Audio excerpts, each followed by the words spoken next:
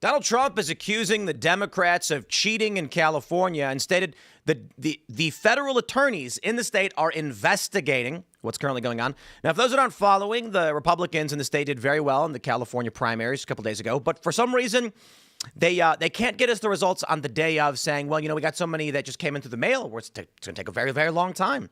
Interestingly, the margin for each candidate coming in through these votes are perfect, as such that Spencer Pratt and Steve Hilton will actually lose. And I don't know if they have enough to get Steve Hilton out, but people are pointing out that at the rates they're returning these mail-in ballots or counting them, Spencer Pratt, if this stays as is, will get knocked out of the running for the mayor's race, which is weird anyway because it'd be him versus Karen Bass. I just want to make sure it can't happen.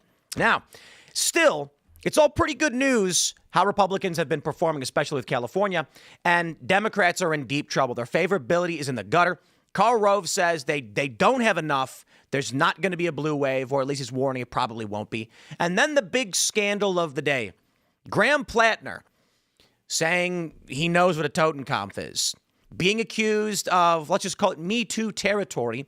The New York Times is ripping this guy to shreds, and everybody is going after him now.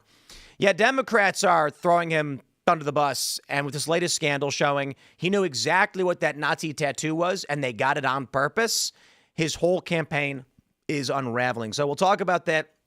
We got a bunch more. John Bolton has pleaded guilty. The Carmelo Anthony trial is underway, or I should say the court proceedings are underway. We'll get into all that. Before we get started, my friends, head over to timcast.com. Click join now to get involved in the Discord community. It's not what you know, it's who you know. And the most important thing we can do as humans is build community together, because we live for the human experience. Unless you're like some hippie that just wants to live in the woods and, feed squirrels or whatever, most people are trying to better the lives of other people and share their experiences with other people. And that's what we've built. And that's what you guys have made possible by being members. Support the work we do as a member. Get access to a community of tens of thousands of people in it, hanging out every single day with morning shows, afternoon shows, hangouts, meetups, etc. And as a member, you can call in and talk to us and our guest Monday through Thursday on this show, Timcast IRL. Don't forget to also head over to castbrew.com and pick up some Graphene Dream K-Pods, or maybe some Vault Black Cold Brew Concentrate. If you're someone who doesn't actually have a coffee maker and you're like, well, I don't buy coffee, I don't got a coffee maker, you can buy the Cold Brew Concentrate, where you just pour a little bit in a cup, add water or cream, and bang, you got a nice cold brew cup of coffee, and it is delicious. We also got bottled water for some reason called pool water.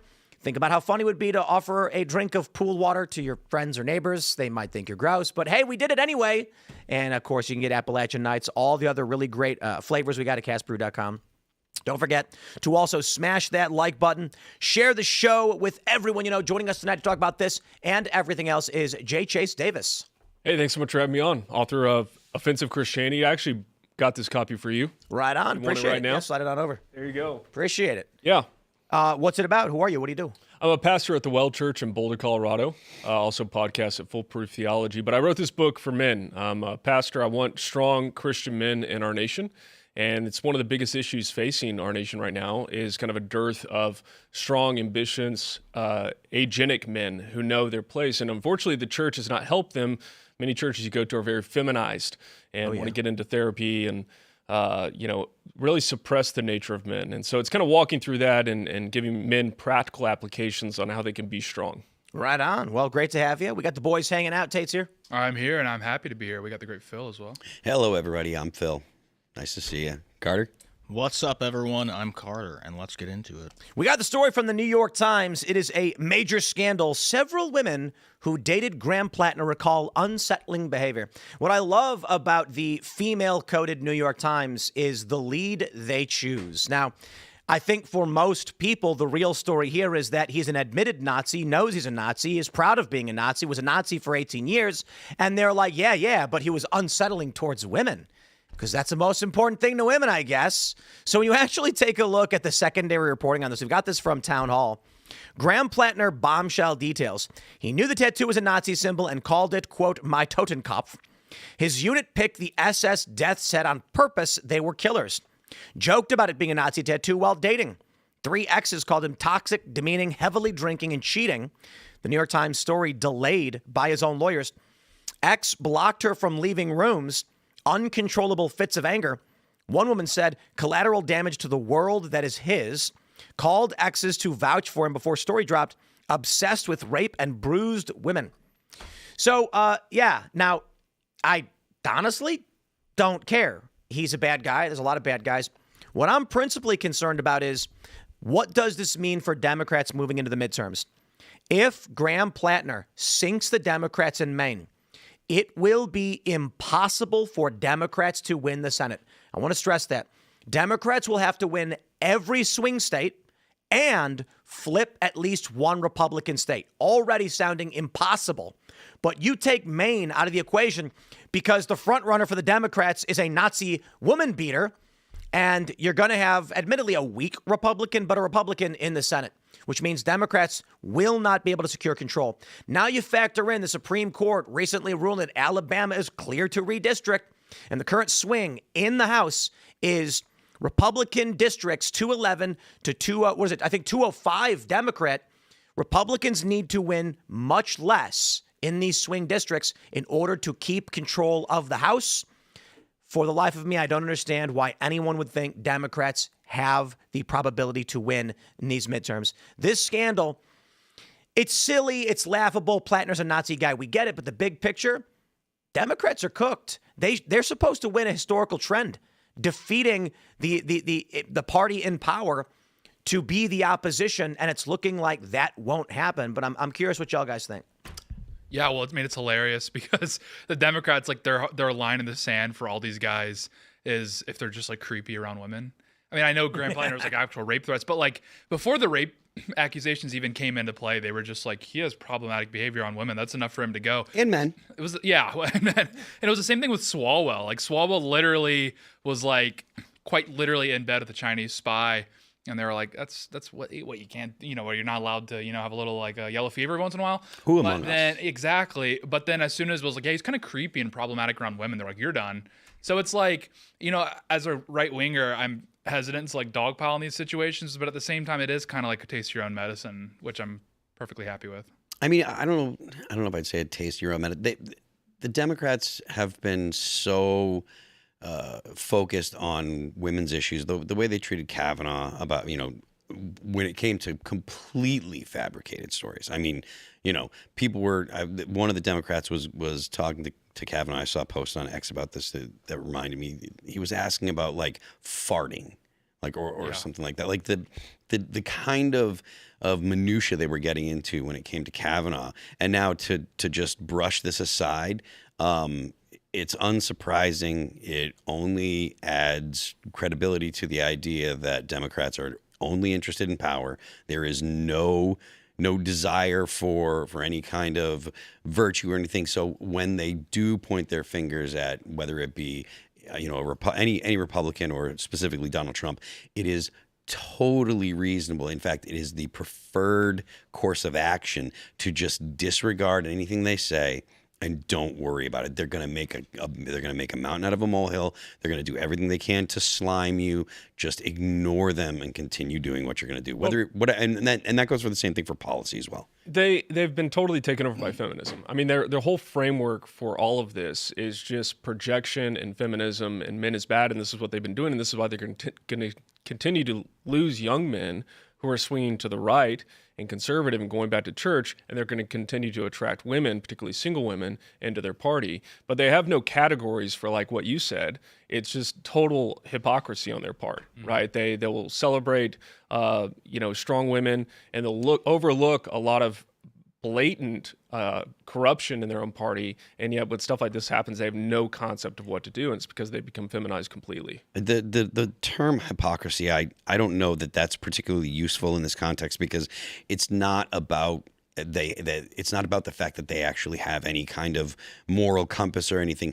It's not. It's simply, it's okay for us. It's hierarchy. Yeah. When people that agree with us behave badly, it's perfectly acceptable. It's perfectly acceptable that Hunter Biden was doing crack. It's perfectly acceptable that Hunter Biden had illegal guns. It's perfectly acceptable that the Ukraine war was basically a slush fund for the Biden administration or for the Biden family. It's perfectly acceptable. But If it's a Republican, well, then they're going to go ahead and clutch their pearls and they're going to say this and that. So it's like I said earlier, just ignore them. To Chase's, I mean, it is true that like when this sort of situation plays out, now this is at least the second high-profile instance of this happening in the last few months.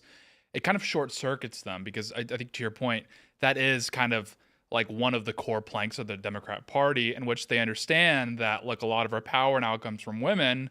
And so again, if you are to encroach on that power vector at all, you're going to be in serious trouble. This is why it short circuits them when they're presented with something like this, because typically what happens is what you're saying is if they engage in something corruption related or you name it, they just sweep it under the rug, and the Republicans do it, they bring the knives out. But this does show that there are aspects of being a Democrat that you must maintain, and one of these is like being a wholesome chungus, respectful guy around women. If you demonstrate that you're too heterossexual, it's a huge problem. It's a huge problem. Well, I mean, but Graham Platner's clearly not too heterosexual. He said that he would rape a guy. But that's a power play. That's exactly what he said. But I think you're right that they're about power, and they're totally willing to overlook their own offenses or anything like that. But for the general public, right, it's very apparent that they're like this kind of stuff just exposes them completely, and they're not honest at all. What would you say to someone that says, look, the general public just feels like this is standard procedure in D.C. It doesn't matter whether it's a Republican or a Democrat. Because generally, Americans are not happy with D.C. They're not happy with the people in D.C. And so whether it be, staffers having sex, gay staffers having sex in the, Senate chambers or what have you, or Graham Platner or what have you, the American people are kind of just like, yeah, that's what they do. It's almost like the American people look at, D.C. like, District 1 or the capital. Yeah. I actually think those two guys having gay sex in the Senate is like the best argument that there's going to be a civil war, because it's shockingly offensive and in a disturbingly hilarious kind of way. But I would just say, and I mean this in a half joking kind of manner, when your Senate building has people having gay sex and filming it and nothing happens, you don't have a country anymore. I'm sorry, because I just want to stress, you guys think that was the only time it happened? But wouldn't that be an argument against civil war? Because if that happened like Nigeria, they'd have a different name right now. Like they would just pulverize the parliament building there. Like if that were to happen over there, where in the United States, everyone's like, yeah, that's just kind of how things operate over there. I think that's exactly the argument. Something so shockingly offensive to your country that you would demolish the building and be like, this is what our country stands for, versus half the country is shocked, but no one will do anything about it. It's not shocking and offensive to at least a large enough segment of the United States. And the fact that they had, correct, when you look at the LGBT party they had on the White House lawn, where they had, a dude taking his fake breasts out and another, like on the White House lawn, like this kind of debauchery, this kind of just deviant behavior. Look, I'm a guy that's been in a band for 25 years. I've done my fair share of lewd and lascivious behavior, but even I can see that this kind of stuff is just unacceptable behavior. Yeah, but to your point, I mean, I think what's being demonstrated with this story is that they have a lower threshold for what like behavior is considered beyond the pale. Because like when the Thomas Massie stuff started coming out, even the most ardent Thomas Massie opponents weren't really harping on that as like a reason why he shouldn't win his seat back. They were mainly focusing on like policy related matters or other sort of things, Trump, et cetera. If that sort of scandal broke out with a Democrat, I think that would be enough to get them bounced. I mean, I don't know what you think. Yeah, I think that to Tim's point, I think that a lot of people are scandalized by it, but they don't know what to do power-wise about it because the Democrats have a stronghold. Doesn't make sense. And that's why it's super important for men especially to become agenic, to become men who know where power lies, how to get power, how to accrue power, and how to leverage power. A lot of the American people feel powerless, whether it's economically, spiritually, whatever. And when they're desecrating these civil sites with just degeneracy like this, a lot of people, the reason they don't care is because they're like, well, what am I going to do? That's DC. And that's why it's important to get men raised up who are capable of not getting into a civil war. I would not prefer that outcome at all, but to know how political machines operate, to get them into power, to get them into positions where that kind of crime and heinous sin could be punished. I mean, because this is why people have coined the term demoralization porn, because what happens specifically on Twitter is there's these people that will just, there's like this account, Radio Genoa, and he just pile drives all day long. He's like, he'll post a video of like, a Swedish woman with like a bunch of like African migrants, and he'd be like, this could be your daughter. And like, if you were to question him on it, he would be like, well, I'm trying to wake up the masses. And I'm like, I think every man in the United States and broadly the West kind of understands what's going on. They just don't understand what the like actual proper mechanisms are to actually attempt to deconstruct it. So when you show them that, they're like, I know, trust me, I'm clued in. I know what the problem is. And you keep hitting them with that over and over again. All that says to them is actually there's nothing you can do about it. There's nothing you can do. Yeah, they're going to hold it over their head. And I think that's part of the reason why people tend to be frustrated with Trump, right? So they see all of this stuff and they wanted to see some kind of release valve, something to be done about the things that they see in DC that are problems. And when Trump doesn't have the ability or the authority to just go in and say, you're fired, you're fired, you're fired, whether it be because of procedure in DC or because the president just can't make those kind of calls, whatever it is, they get frustrated and they're like, well, Trump's not the guy. Trump can't do it, and the Republicans are blah, blah, blah. And Tate uses this phrase all the time. Even though Donald Trump is the most viable political vehicle for the right, there's people are just jumping ship saying, well, throw my hands up. There's nothing that can be done to Tate's point. There's nothing that can be done. We can't fix it. So, I'm just going to focus on my video games or focus on whatever. Well, I think there's no unified culture anymore. I think the younger generation has no unified culture. It's funny because we made the joke the other day talking about music, like, oh man, the 90s music era, it's the best. And, we get these callers on the show and it's like, I'm a millennial. What was the best song of the 90s? Tate doesn't know what that is. Well, it's actually kind of the opposite problem is that we end up having to like dig back up the 90s to find sort of a viable culture. Scott Greer, he's like combating this all the time where he'll have Zoomers come into his mentions and they'll be like, Blockbuster was the greatest thing ever. And Scott will be like, A, you weren't there. B, it's actually a very innocuous thing that just kind of exemplified what like the lower middle class lifestyle would be like in the United States. So the fact that you glamorize that demonstrates something seriously wrong with Zoomer culture. Because in the past, people would have...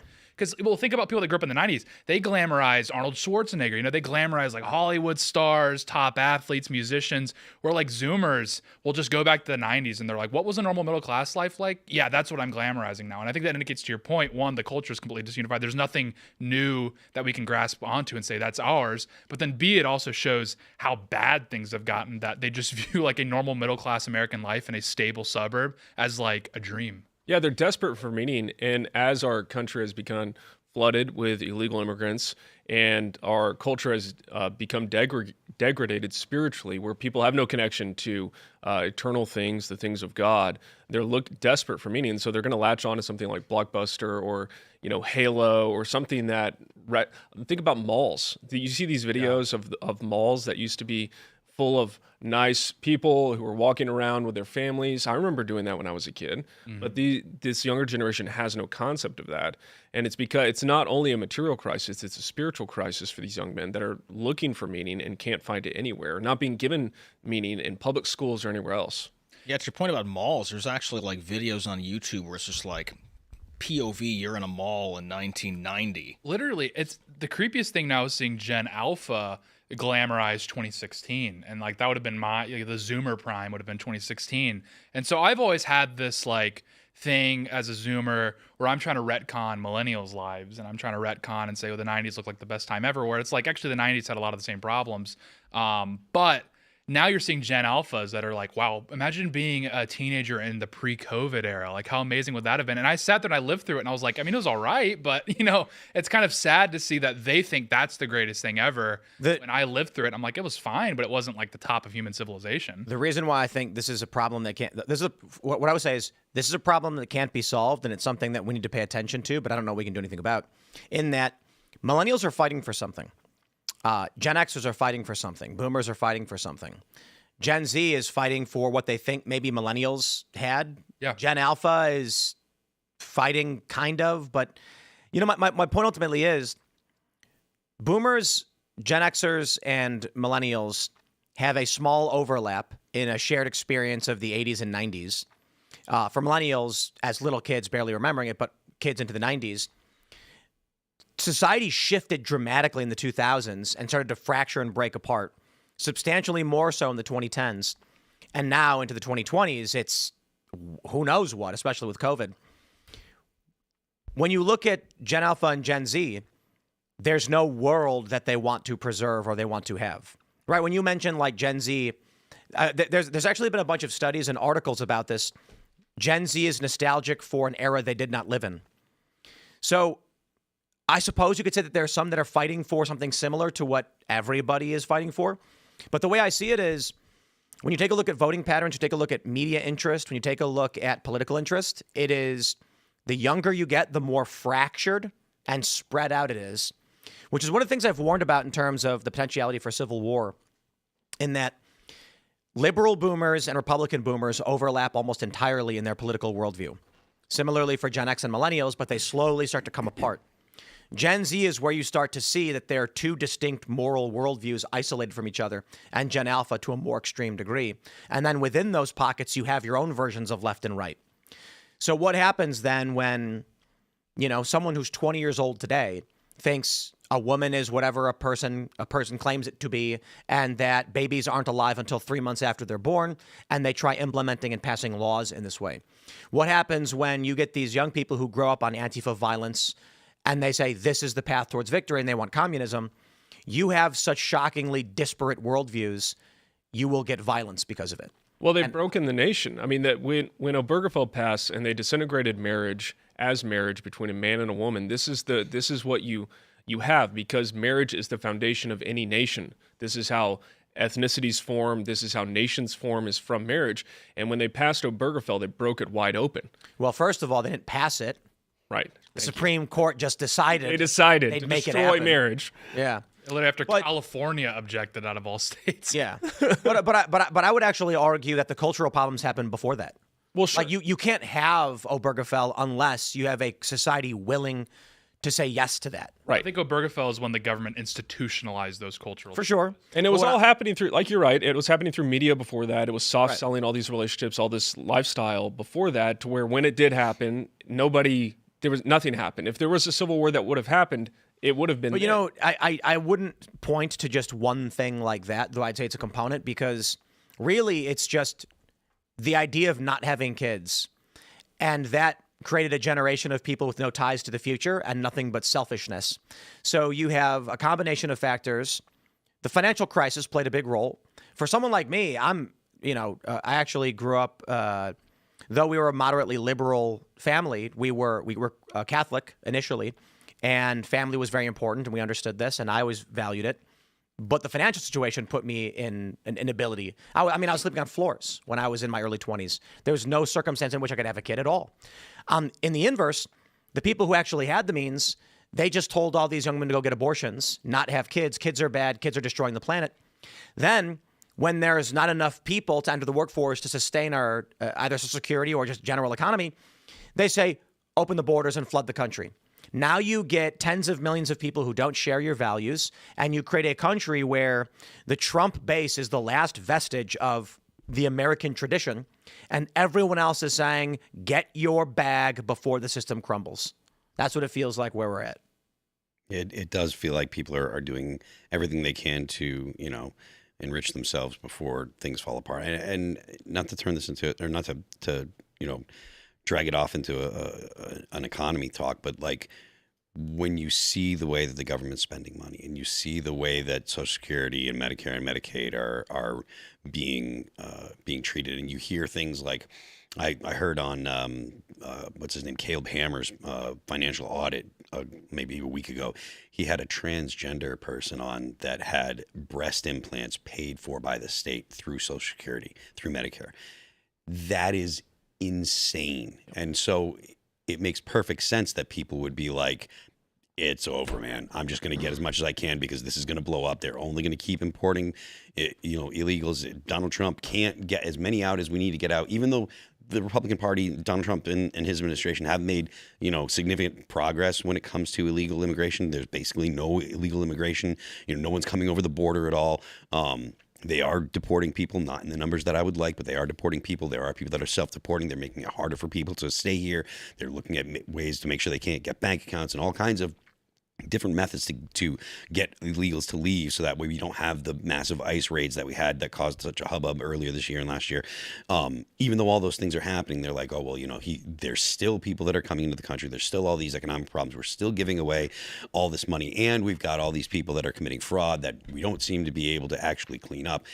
It makes perfect sense where people are just like, well, I guess I'm going to get mine. I used to be very much a deficit hawk. I used to be a libertarian. I don't consider myself a libertarian anymore, but like I used to think, we've got to stop this. We got to stop this. And at this point, and basically when COVID hit, I was like, all right, they're just going to keep printing.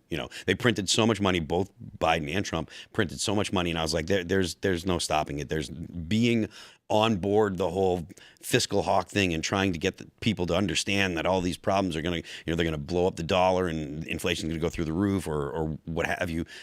It's pointless. It's a waste of energy. The government's never going to do it. The incentives aren't there. So why bother worrying about it? Yeah, I think a lot of this, I address this directly in my book. So it's not just Obergefell and it's not just money. It goes back to a fundamental understanding of human nature.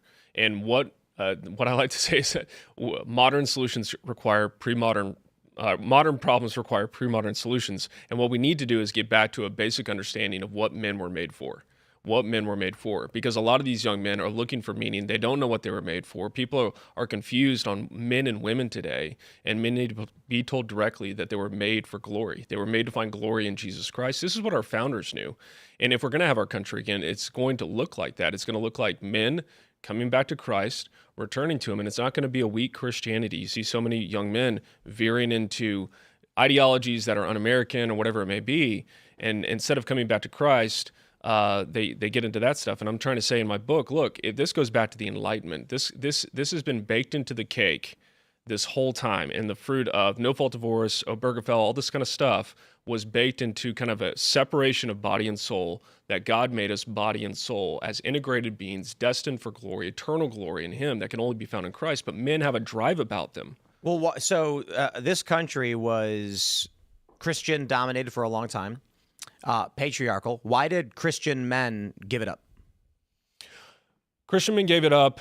I don't know if they gave it up so much as what they let it get taken from them, or it got infected through a lot of movements, particularly like pietism. Piety is great. We want Christian men and all men to be pious and righteous and holy. Jesus honors this. This can only be found in Christ ultimately, and we should live it out. But pietism made men retreat inward. So a lot of the existentialist subjectivism from the 19th century, German higher criticism, all of which is addressed in the book, it comes to full bloom in the 20th century, and evangelicalism just adopted a lot of this. So a lot of you talked about the evangelical base and kind of that being kind of a lone bulwark of sorts against the moral insanity. A lot of it got compromised at elite institutions through seminaries. This is what the communists understood well in the mainline church, was that the useful idiots were the clergy, and they would just go along with these ideologies. And so as America got wealthy and as evangelicals compromised, and they put their main emphasis on being non-offensive to the world. We're not going to speak the truth because we don't want to upset the lost person down the street. You can only play that game so long. Once the lost person down the street is cutting off their genitals, and you still won't say something. You won't say, that's bad, don't do that. In fact, we should make a law to say you can't do that to yourself. If the church is unwilling to do that, of course we're going to keep going this direction. I'm trying to call men back to like, hey, where are the pulpits? Where are the Christians that are willing to speak up about very clear moral issues? And especially towards men, the church is compromised, telling men they're toxic, bad. They go to church and it's therapeutic, and it's kind of fake and gay. I wonder if, just to caveat what I'm about to say with, obviously you're seeking to solve for what I'm about to say, but it feels like Christianity is going to just get wiped out. And I'm saying that to be a bit shocking, but you take a look at Europe, you take a look at the United States, Christian men that are strong and willing to stand up and defend their worldview and their religion are few and far between. In Islam, it's quite the opposite. Almost, I think, more than half? They did a bunch of polls, and they found that like more than half believe that violence is a justified end, dealing with apostates and non-believers and things like this. So you take a look at what Christians have been willing to do over the past couple of decades, and the nations that were once dominated by Christianity are just being run over.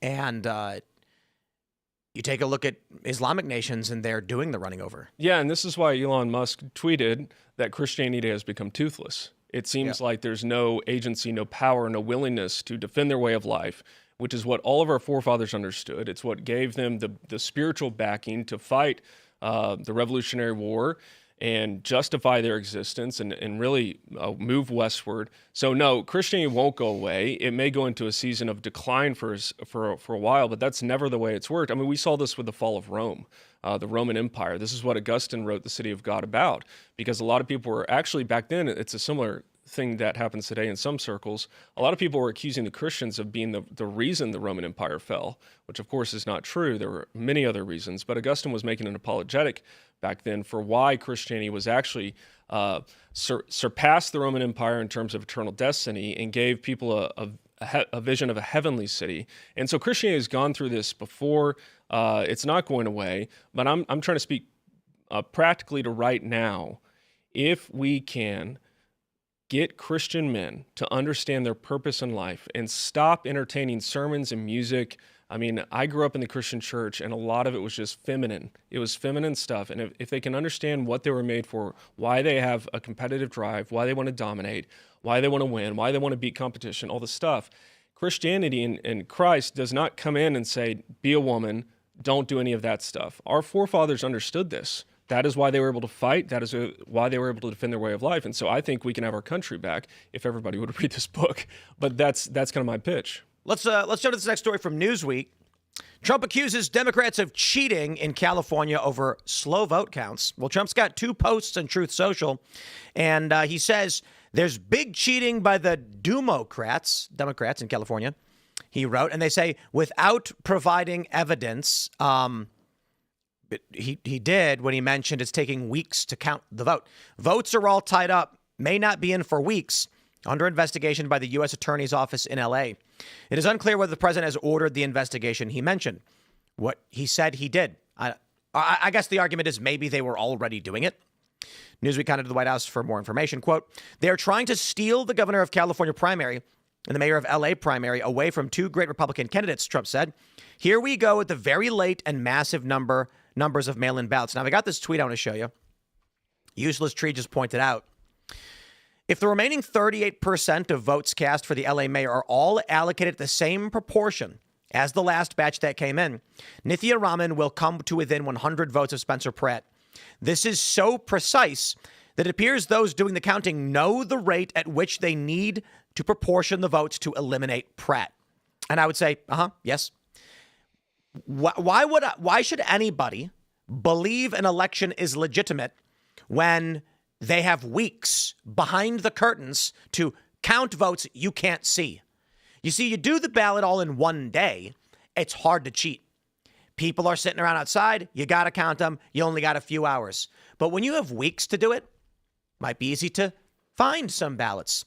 The other interesting thing about the results that are now coming in from LA County is that LA County is a single electoral jurisdiction, yet for some reason, the mail-in votes that are coming in deviate from the actual ballots previously, the early vote count. Considering you are taking a singular county and all of its votes and counting them, the proportions should not change. Now, for the governor's race, it's a different story. If a batch of votes from San Francisco comes in, you can expect it to be 90% Democrat. And then if something from Tulare comes in, you can expect it to be 90% Republican. That makes sense.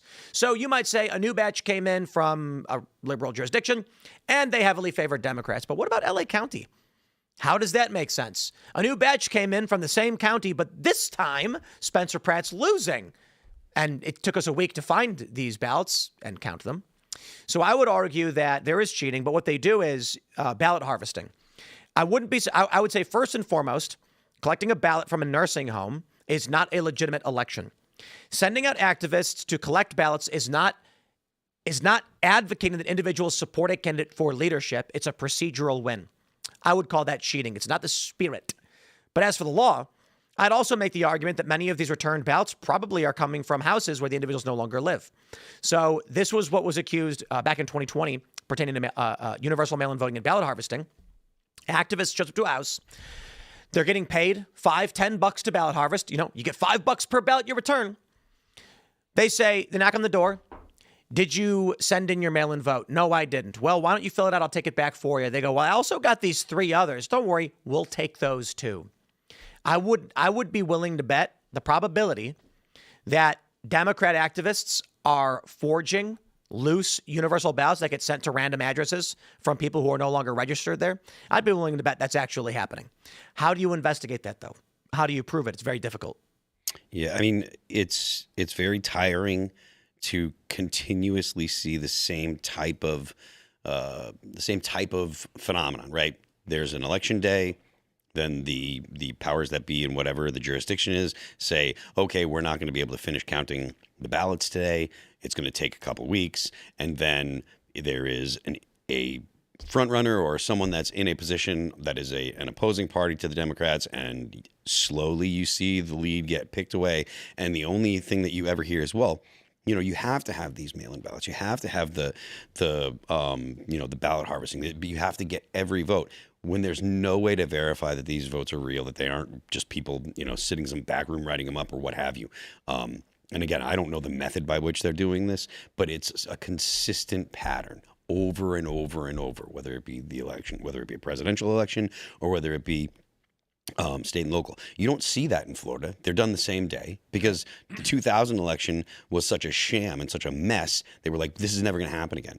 And Florida, Ron DeSantis has made it clear that he will do whatever he can to help any state that wants to get the system that Florida has in place in their states. Democrats don't want it because I truly believe it's because Democrats have figured out the way to rig the elections. But it also seems like Republicans don't want it because they won't pass the SAVE Act. Like, if they would pass the SAVE Act, wouldn't this solve everything? I don't know if it would solve everything or not. It would definitely help. And I think that there's only a handful of Republicans, and I think that that's because of Capitol Hill BS. Bureaucracy. Yeah, bureaucracy stuff like Yeah, I don't know what the SAVE Act actually, I don't know if it impacts state elections, but something that must be noted, most obvious point that could ever be made is that this is not normal. But it's like, you should keep this in mind. India, 1.3 billion people, and we all know India, you know, they have some problems going on over there. It takes 6 weeks for them to collect or to vote. They have a 6-week voting window. Fair enough. If you want your early votes, that's fine. You can have them. We'll have 6 weeks. Everyone in India over 6 weeks votes.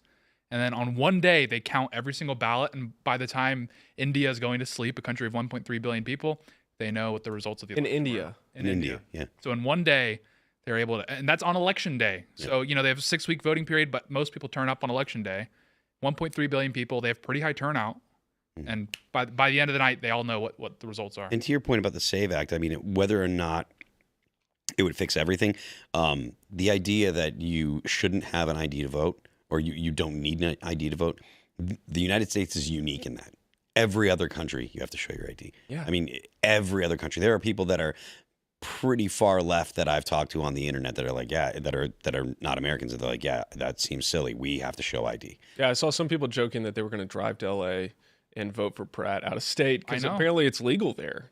And India comes up again. I mean, are we seriously having to like take election, you know, inspiration from India? Clearly. They have a thing called an EPIC card in India. So they have a separate ID that is required to vote. It's administered by their electoral commission, their national electoral commission.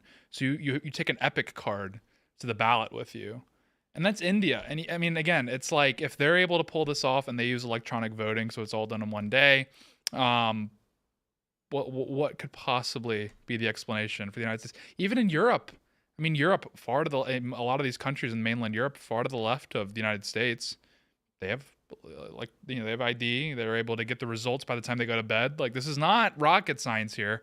But again, most obvious point in the world is what's going on here is just obvious thumb on the scale. I think everyone's been ranting and raving about it so long that it's kind of desensitized us to the fact that, like, literally we don't have fair elections in the United States. And that's like something that when you utter, we do not have fair elections in a democracy, you should be like trembling when you say that, because that quite literally means the foundation of your country, the thing that you're buying into, doesn't exist. But on conservative shows, we just say it so much, and President Trump says it so much that it kind of loses its punch. But like when I say that, when I say we do not have fair, legitimate elections in our largest state in our country, that should be like a terrifying proposition. But we just say like, yeah, I know, the fix is in, you know, it is what it is. Well, I mean, that goes back to the point earlier that we were talking about, where people are just kind of like checking out. They're just like, well, I guess there's nothing we can do about it. Right. You know, when your population feels so impotent to be able to do anything, you do say people, well, I guess there's nothing I can do. Spencer Pratt is popular enough, and I think he's demonstrated such just how a politician ought to be and going into the 21st century, that I would imagine, based on what I know of the Trump administration, the people staffing it, they're fully aware that Spencer Pratt in a normal election would be, at least politically viable, right? I mean, LA's a very liberal place, obviously, so it's not it's not fair to say he would win in a landslide like some people have said, but it would be fair to say Rick Caruso, the last, right-wing candidate in Los Angeles, not right, he's a centrist, ran out as a Democrat. He lost by about 10 points. I think he got about 43% of the vote or 44% of the vote. That's Rick Caruso. God, no one even knows what he looks like or sounds like. Spencer Pratt, he's on everyone's television, by all accounts, very popular. All this to say, I think there's people within the Trump administration that, as we speak, are combing through what options the Trump administration would have, again, if they were truly convinced that this election in Los Angeles was fraudulent. So I don't think it would be fair to say that, what some people are going to say is Trump should go do something about it. I am fairly certain that they're going to comb through whatever they have at their disposal, because this is another thing that's parroted on conservative talk shows, is that, well, it's Los Angeles, who cares? We should fight for, it's like, that's the second biggest city in the country. 30% of it, give or take, are still Republicans. They have the right to fair governance, even if we maybe think the Democrats don't deserve anything. In addition to that, there's still a lot of capital concentrated, whether it's like fiscal capital or quite literally cultural capital that's concentrated in Los Angeles County.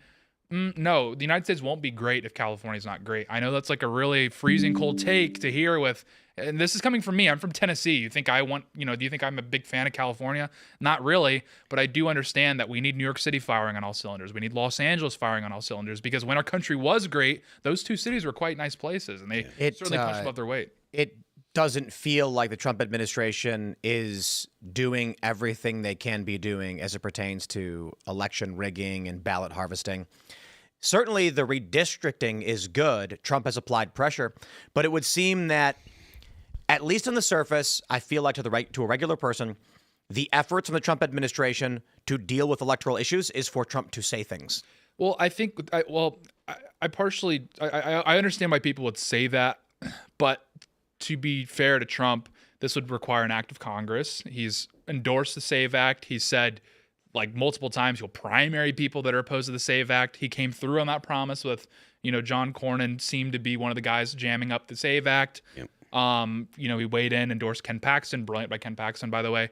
In addition to that, Trump is trying to ram through an EO where if the SAVE Act failed, it's basically dead. The SAVE Act's not going to happen. He is trying to ram through an EO. That's all he can really do. So, You mean the post office one? Yeah. So, he did it and he won, didn't he? Yeah, but it doesn't quite have the same degree. It doesn't have quite the same scope as the voter. Or as, where's the infrastructure in the Trump administration to be dealing with these things? I mean, I am excited to see Bill Pulte as DNI. It's going to get real interesting. Todd Blanche, Trump says he's going to move him forward as just AG. He's going to nominate him for AG. These are good things. So I am excited. I'm hoping, based on what we've seen right now. Actually, let's do this. Let's pull up the story and get into it. We got this from Mediaite. Karl Rove reveals why Democrats' polling lead might not be enough for a blue wave. Now, take him at his word, I guess. The point Karl Rove brings up is that Democrat favorability is lower than Republicans right now, where historically they should have a double-digit lead. This is absolutely crazy. You then factor in, this is the current map, congressional map. 211 seats are Republican, 205 are Democrat. This means Republicans have to win less in order to keep control of the House. When you take a look at the Senate race, you can see that it's 50 Republican seats with 46 Democrats, but that includes 2 of them being independent. Democrats would have to win every toss-up state and flip at least one Republican state, which it doesn't even look like they're going to be able to flip Maine, with Graham Plattner being ripped to shreds by the corporate press. Somehow, and I love to bring this up, people are still betting big on Democrats sweeping with the plurality on call sheet. In Maine, it has flipped now. The probability that the market is giving for the Republican Party to win is 52. So let me just say this. It's looking real bad for Democrats. Send that hopium straight into my veins.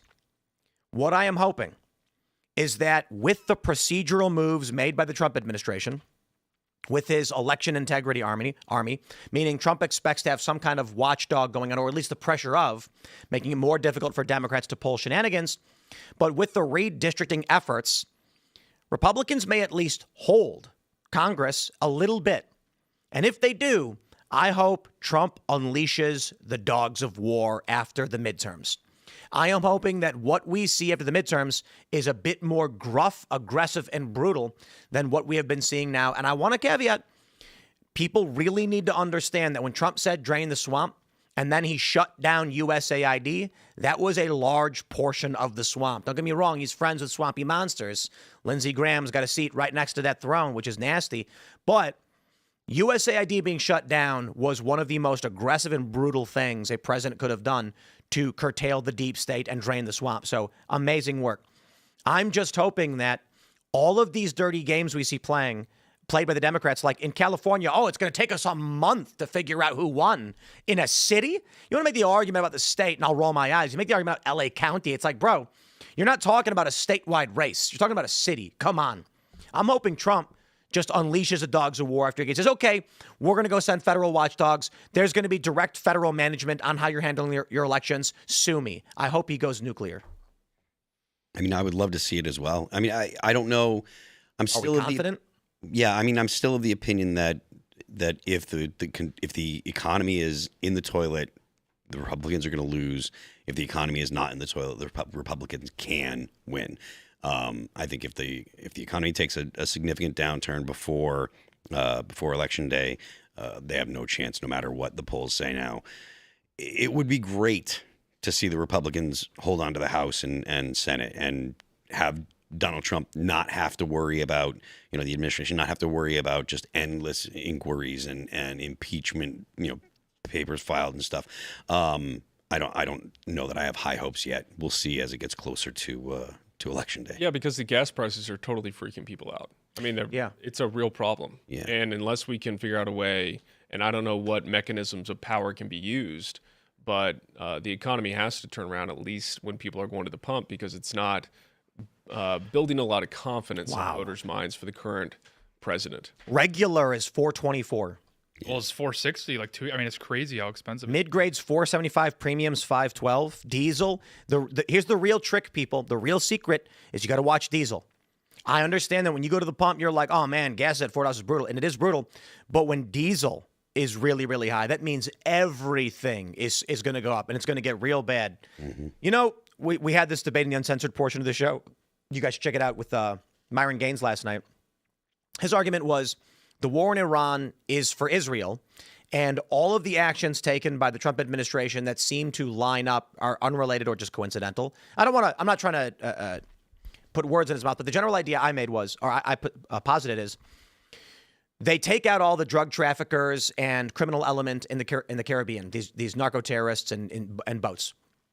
Why did they decide to do that? Good question. They then move in on Venezuela. Why did they do that right now? Well, it's an interesting question. Surrounding Cuba, securing the Panama Canal from China, trying to secure the Northwest Passage, access to Greenland, and then, of course, the Suez is a large component, hence the war with Iran. My argument is taking out the drug traffickers was to clear traffic lanes for oil ships that are going to be coming from the Gulf, which is happening now. Taking oil from Venezuela is because Donald Trump wants to secure energy for the Western Hemisphere and for American interests. You factor in the Panama Canal and Northwest Passage. Those are paramount if you are going to be the principal oil exporter of the world. If you're going to be the dominant oil producer and trader, you need to be able to access the other parts of the world. So these trade routes are extremely important. Then you get the war in Iran. And my argument is Trump is not reopening the strait. Trump is yo-yoing these negotiations. If he wanted the strait open, he could leave.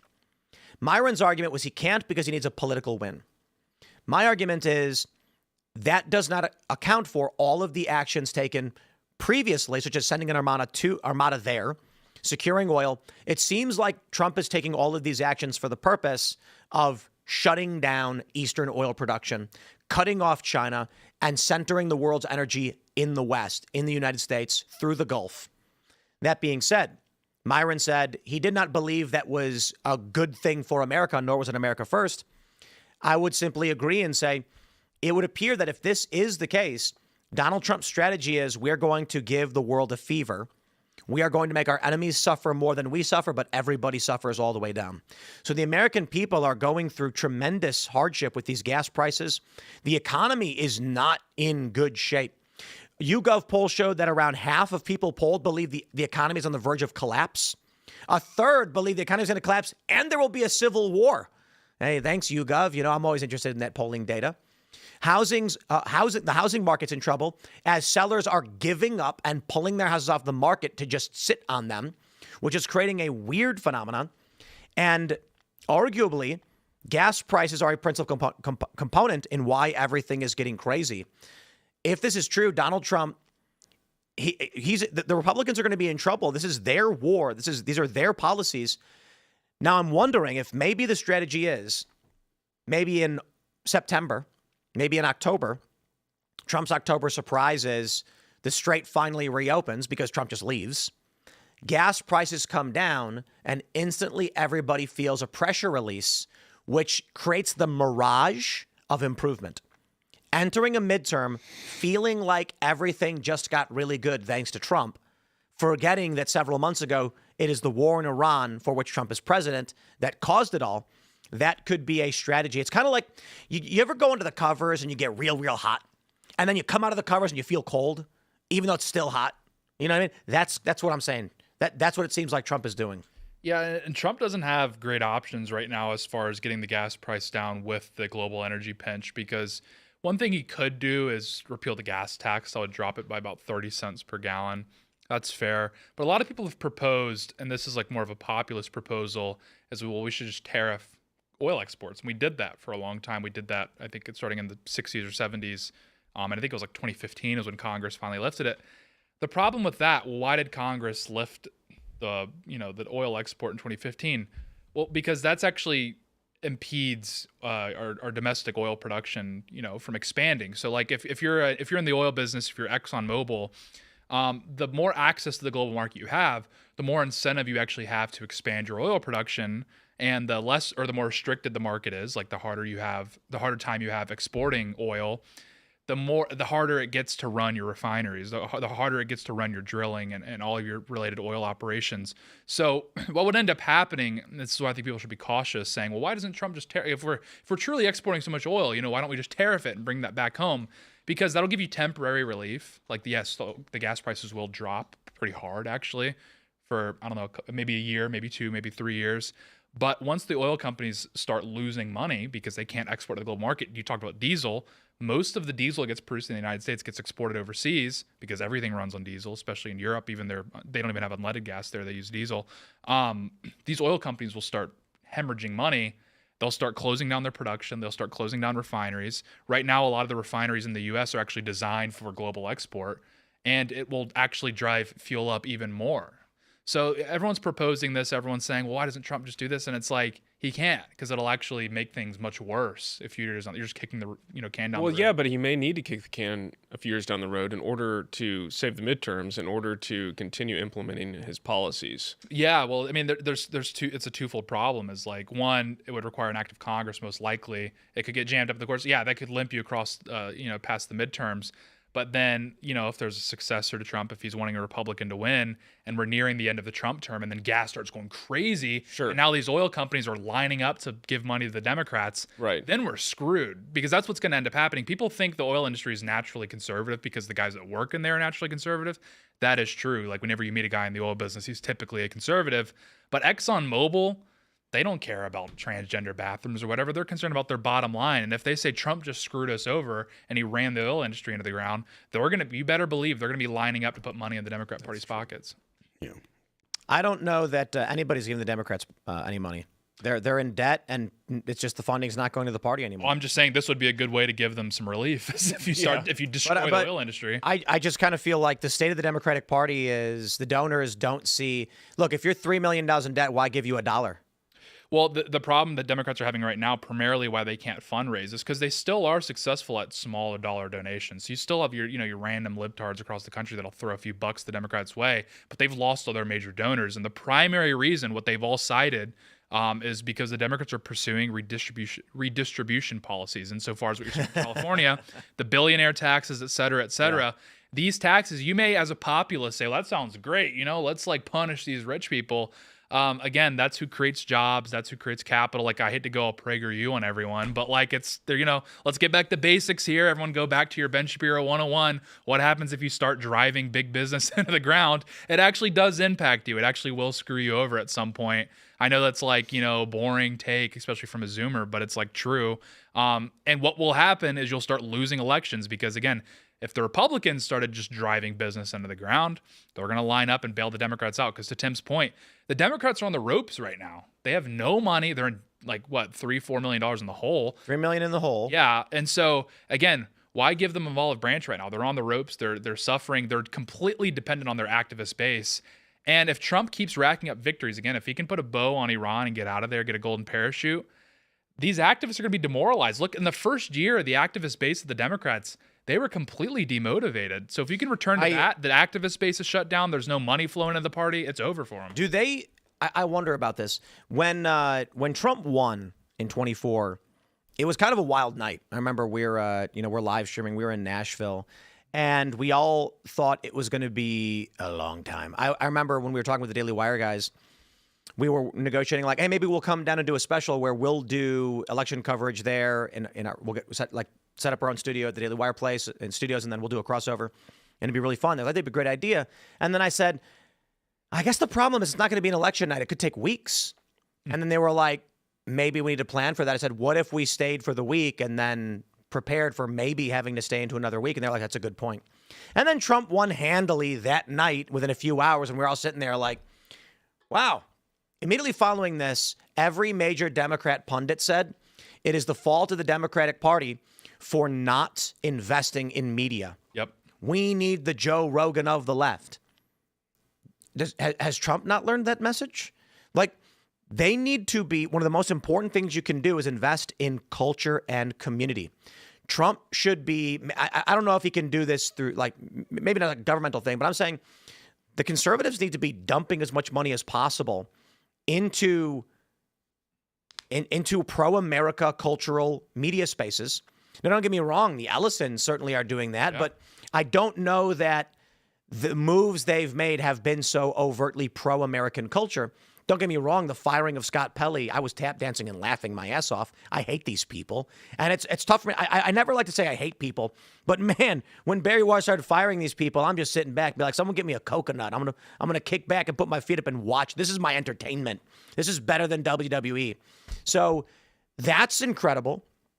But I suppose I should say this. They bought TikTok.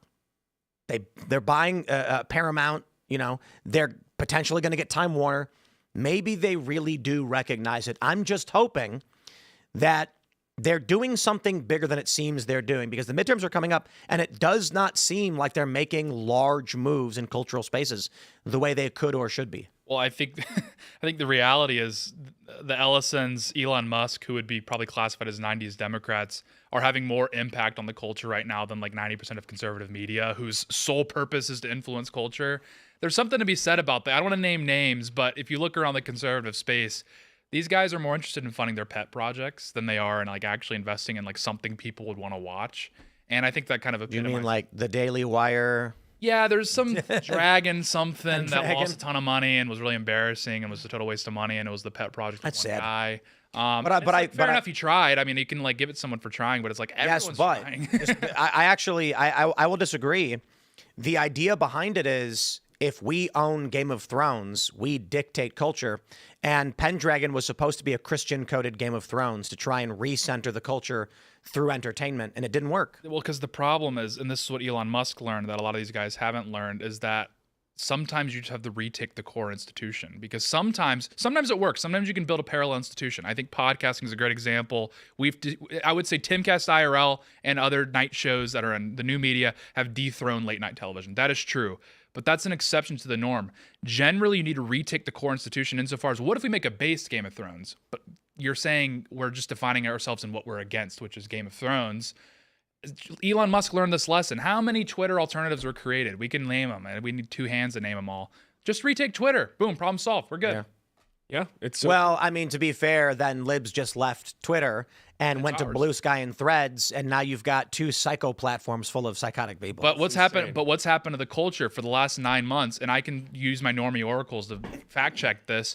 Is the political discourse has been between one side of the right and the other side of the right. The left has been completely frozen out of like the political discourse, and that's not me saying that as someone that's in it. I've spoken to my normie oracles. They know more about Tucker Carlson feuding with Mark Levin than they do about whatever Sam Cedars. Yeah, it's what everybody's talking about. But I don't know that Democrats need, like, they can have all the debt and they still have a lot of cultural cachet as long as the divide between men and women, particularly single women, and you saw that poll from the last election, that single women overwhelmingly vote Democrat. Why is that? Because the government for them functions as a husband and a father. Yeah. It's their dependency.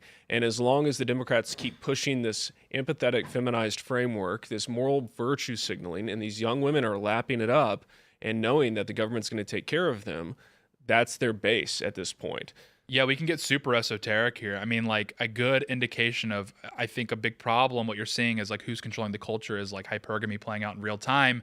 As long as dating apps make up the majority of how couples met, that indicates that the left's winning. And I know that's like a really reductionist thing to say. That's almost like cliche, but it's broadly true because that effectively institutionalizes hypergamy, which indicates that women and men are both miserable, and that's going to continue the political divide between the two. If you see a restoration of, like, again, healthy institutions that like function how they should, and one of those being courtship, dating, whatever you want to call it, turning into a marriage, if that starts firing on all cylinders again, that does indicate that the conservatives, so to speak, or the right wing is back in the driver's seat. But if you look at I think it's I believe it's the IRS actually that releases data on how couples met, believe it or not. I think it's the IRS. It's one of the government institutions you wouldn't expect. They're the ones that actually release the data on how couples met, and it's like 70% so they met on dating apps in the last batch of marriage licenses issued. It's so insane. And that just institutionalizes hypergamy. Well, the other thing is that the evangelical church right now, which is supposed to be Trump's base, a lot of the institutional leaders keep promoting singleness for women as like God's path for them. So they keep releasing videos and articles saying like, no, it's good. You should stay single. Stay single. It's disgusting. Can you break down, because this is interesting, you kind of were like maybe hinting at it earlier. Can you break down, because I get flack from this I'm not saying girl dads when I attack girl dads. I'm not saying men that have daughters. That's just fathers that have daughters. That's a separate thing. I'm talking about the specific girl dad brand. Can you maybe explain this better? Because I think I lose people when I start there's hitting so on girl many. dads. Yeah, I have lots of thoughts on this. But yeah, typically, I think what you're talking about is the Dave Ramsey. Yeah, the guy, the father who becomes feminized himself, who almost worships his daughter. Yeah. As like an idealized, this is going to sound scandalous, but like partner, somebody who idolizes him back and respects him, like ultimately and finally, he gives her whatever she wants. And this is a huge problem, and it is a problem in evangelical spaces because the church, like it's poisoned evangelical. Yeah, the church has taught them that women basically don't sin.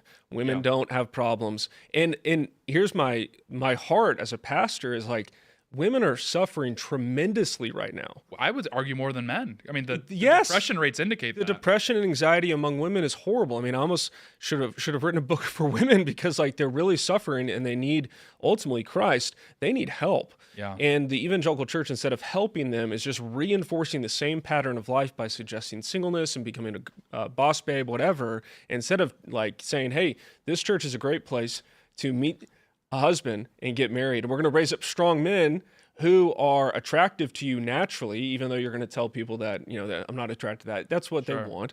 And so we're going to raise up strong men that have stable jobs, that have a mission in life, that know where they're going, that aren't filled with bitterness and resentment, playing video games all day. Nothing wrong with video games. I enjoy a video game. But you know what I mean? Like productive members of society. And that's going to be attractive to women. Instead of that, they're often reinforcing kind of this boss babe mentality among young women, raising up women in the church, putting women in the pulpit, all this kind of stuff. And so the evangelical church is typically like 10 to 20 years behind the culture. Right. And they're living out everything that was like 10 to 20 years ago in terms of raising up women in every institution. Well, and this is why I think like this sort of thinking, which is completely ticket of the evangelical church, and to your point, we dealt with like 10, 20 years ago, and like I guess you would say the cultural zeitgeist, is it battery farms. This is almost like too on the nose, but it battery farms Democrat voters because again, it pulls on like the deficiencies that women have right now that are engaging in the girl bossism because it gives them a sense of stability and strength and a father figure being the state. I mean, I hate to go like Jordan Peterson and everyone, but there's like, that's broadly true. And then it also siphons off their maternal instinct with migrants, where they like legitimately view these migrants as like a newborn baby that's paralyzed. We've got to like, care for them. And it's totally preying on their maternal instincts. This is what women like are literally hardwired and built for biologically, is to be this way. And unfortunately, they've been given a vision of like, well, my baby now is an immigrant from a third world country, and now daddy government has to feed the baby. You think this is World Vision's fault? No. Let's Let's jump to the story from NBC News. Flesh-eating screwworm returns to the U.S. after 60 years, threatening cattle herd. The case of New World screwworm was confirmed in a 3-week-old calf in La Pryor, Texas, near the U.S.-Mexico border, Agriculture Secretary Brooke Rollins said. Or cooked. A flesh-eating parasite that had been kept out of the U.S. livestock for decades has been detected in Texas, threatening the nation's cattle industry. And I just want to let you guys know that basically it's a parasitic fly that will lay its eggs inside your body, and it can target humans too. And then my question to all of you that are watching, please comment. How do you think this thing came back into the United States? How could it have possibly have come here? You can swim across the Rio Grande. It just one day it got a bus. Maybe it rode the beast. That The weird train. thing was when I was going through Africa and you would cross border crossings. This was in every country. Is they would have like a little pool. So when you're the border, it's very primitive, like border patrol Africa? crossings. Yeah, go figure, right?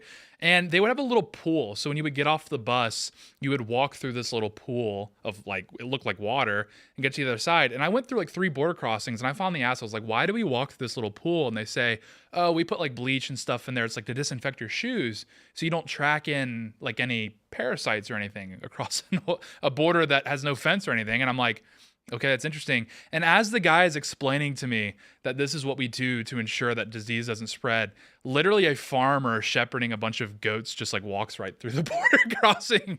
And I'm like, it's really remarkable stuff. So now, for those that haven't answered, the reason I believe that the parasitic flies have gotten this country is illegal immigration. Yeah, and I think that's clear. true. So it's like all of us law-abiding citizens, you know, are washing our feet in the little pool, the African pool. We're getting the job done. We're ensuring everything's, A-okay. But we have a lot of goat herders coming into this country. And then they're saying things like, oh, mumps and polio. And it's funny because the UK is having a polio outbreak. Yeah, I know. And why is that, Tate? What? How could that? It's the same reason that we're seeing cousin marriage just skyrocket. It's the British people. Something weird's going on there. The old British gentlemen have just decided. They said, dare I say, the polio is a good thing. Let's spread it intentionally and marry our cousins. My cousin's looking right. She's looking fit, eh? She's looking proper fit, eh? That's what's going on. I don't know. It's some sort of woke mind virus. So we have to ask Connor Tomlinson. Has he found his cousin attractive? Do I don't know what's going leftists on. marry their cousins? Is that a thing? I'm going to ask them. I'm going to marry anyone. That's the problem. I think if they were marrying their cousins, that would be an upgrade versus what they're doing right now. Well, I'm just saying, why are they hell bent on having these people come into this country? it's not that leftists marry their cousins; it's that people that marry their cousins end up Are voting leftists? for leftists. That's yeah. probably true. Yeah. Chicken or the egg. Well, I mean, Well, they, no, if the argument is consenting adults can marry whoever they want, it's never going to stop. I mean, No. The argument for Obergefell, of course, is like, well, consenting adults can marry who they want and live how they want. And it's like, that means siblings can get married. I mean, that's not a principled argument. That goes in weird directions. Yeah, they have no framework for this. It's all based on what feels nice to people. And this is the biggest problem: is we keep suggesting policies, and the problem with going back to the single women thing is they're typically driven by their feminine instincts, which what sounds the nicest, that's going to upset the least amount of people, and so that's what they're going to keep pushing is this kind of nonsense. And there was some pushback during trans stuff, and they still celebrate this in many places. But people kind of saw it then, but they're not going to stop. I don't think woke is going away at all. I don't. it hasn't. I No. think the Jackson Dart thing illustrates it's back in full swing. What does? Jackson Dart, he went and endorsed. He spoke at a Trump rally, and now he's getting raked through the coals. Oh, right. Well, and all the major league sports started to bring up the pride flags again for Pride Month. Yeah. So yeah, I mean, I don't think. Well, I think woke was in maybe sabbatical or something, but it's back. But to the broader point you were talking about, I mean, I think this is true because again, they view illegals broadly as their children, and they use really like vapid redundant statements to justify it, where they'll say, and I know it's like let's dunk on leftist show, but it's like true is they'll say, oh well, they're looking for a better life. That's like a really redundant statement because every decision I make at all times is to make my life better. So it's like, yeah, America's like awesome. Of course they're coming. Like but as far as this fly, I don't know. Maybe it's just a fly decided to cross. Didn't they have a program? Because I thought that this thing is not new. It's not novel. Our government was fighting this, as far as I know. I mean, someone correct me here. No, I think you're right. I think they were dropping flies that were like inert in Latin America in order to prevent the spread of this fly north. Because this has been a problem in Latin America for decades. They'd eradicated it for the most part. Yeah. Here at least. Well, here, but I wonder if that program somehow got canceled with USAID or something. I don't know. Oh, we eliminated the fly eating program. We cut the frog program, and now the frogs died, and they can't eat the flies anymore. It's a big problem. I mean, like as much as I'd be the first person to blame this on the third world, which I think broadly is true. There probably is some just, I don't know, microevolution in a fly, and it's like caused this to come roaring back. I mean, it could be a possibility. Did you hear about Google dropping a bunch of mosquitoes recently? Yeah, and it's because they want to kill mosquitoes. Yeah. So Google is seeking a permit to release a bunch of diseased male mosquitoes. So they'll go out and bang the females, giving them mosquito AIDS. I'm not joking. Oh, this happens in New Orleans all the time. So Google wants with men, and then the female mosquito. What happens is the eggs can't hatch. Right. So again, I want to stress, because I see all these people being like, "Why would Google be releasing mosquitoes?" And I'm like, I kind of with you on this one. Like, I don't trust Google. The stated objective is they got a bunch of mosquitoes infected with mosquito AIDS that will go. I'm not joking. Oh, yeah. Will go and then bang the female mosquitoes and give the female mosquitoes mosquito AIDS, and then the female mosquitoes' eggs are inviable. So they just get wiped out by this mosquito AIDS epidemic. I think it's fantastic stuff. It's like, if your enemy's like throwing you a bone, take the bone and run with it. Like if George Soros got up and he said, "I'm releasing something that's going to kill all wasps," be like, "Yes, sir, take over my district attorney." That's awesome. I support you 100%. But the issue is, do we believe them?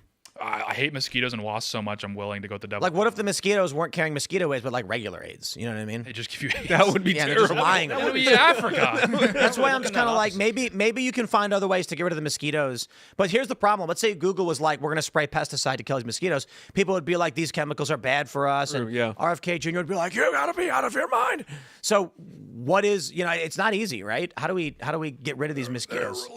I've been asking this since I was a young boy, and I hate mosquitoes so much that I am willing to, let's test this theory. Let's see how it goes. What about we do like one gigantic bug zapper that you put on a big metal post so everyone can gather around like town center and like hold hands and like they watch. We can just have bugs exploding like crazy. State-mandated bug zappers. Every American. This can reboot the economy. It's like what Switzerland does with rifles. Yeah. Every American man needs to have Every building must have a 20-foot pole with a gigantic bug zapper and just wiping out all bugs. You walk in every town. Zzz. Yeah. I think that would probably destroy the environment. Like, pollinators would vanish overnight. Yeah, didn't like half the bugs just die and like no one knows how? Yeah. I was reading the other day, they're like, yeah, like half the worms died. We don't know what happened. It's worse than that, actually. Yeah, windshield phenomenon. You've heard of this? Yeah. See, you don't know the state. This is actually this is the important thing that people need to understand. It's very clean. When I was a kid, if you drove down the highway, even a short distance, your windshield is covered in bugs. Like every time you stop for gas, your windshield is splattered with bugs. You got to wipe it all off. It's disgusting. Not anymore. Now you drive down the highway and there's no bugs.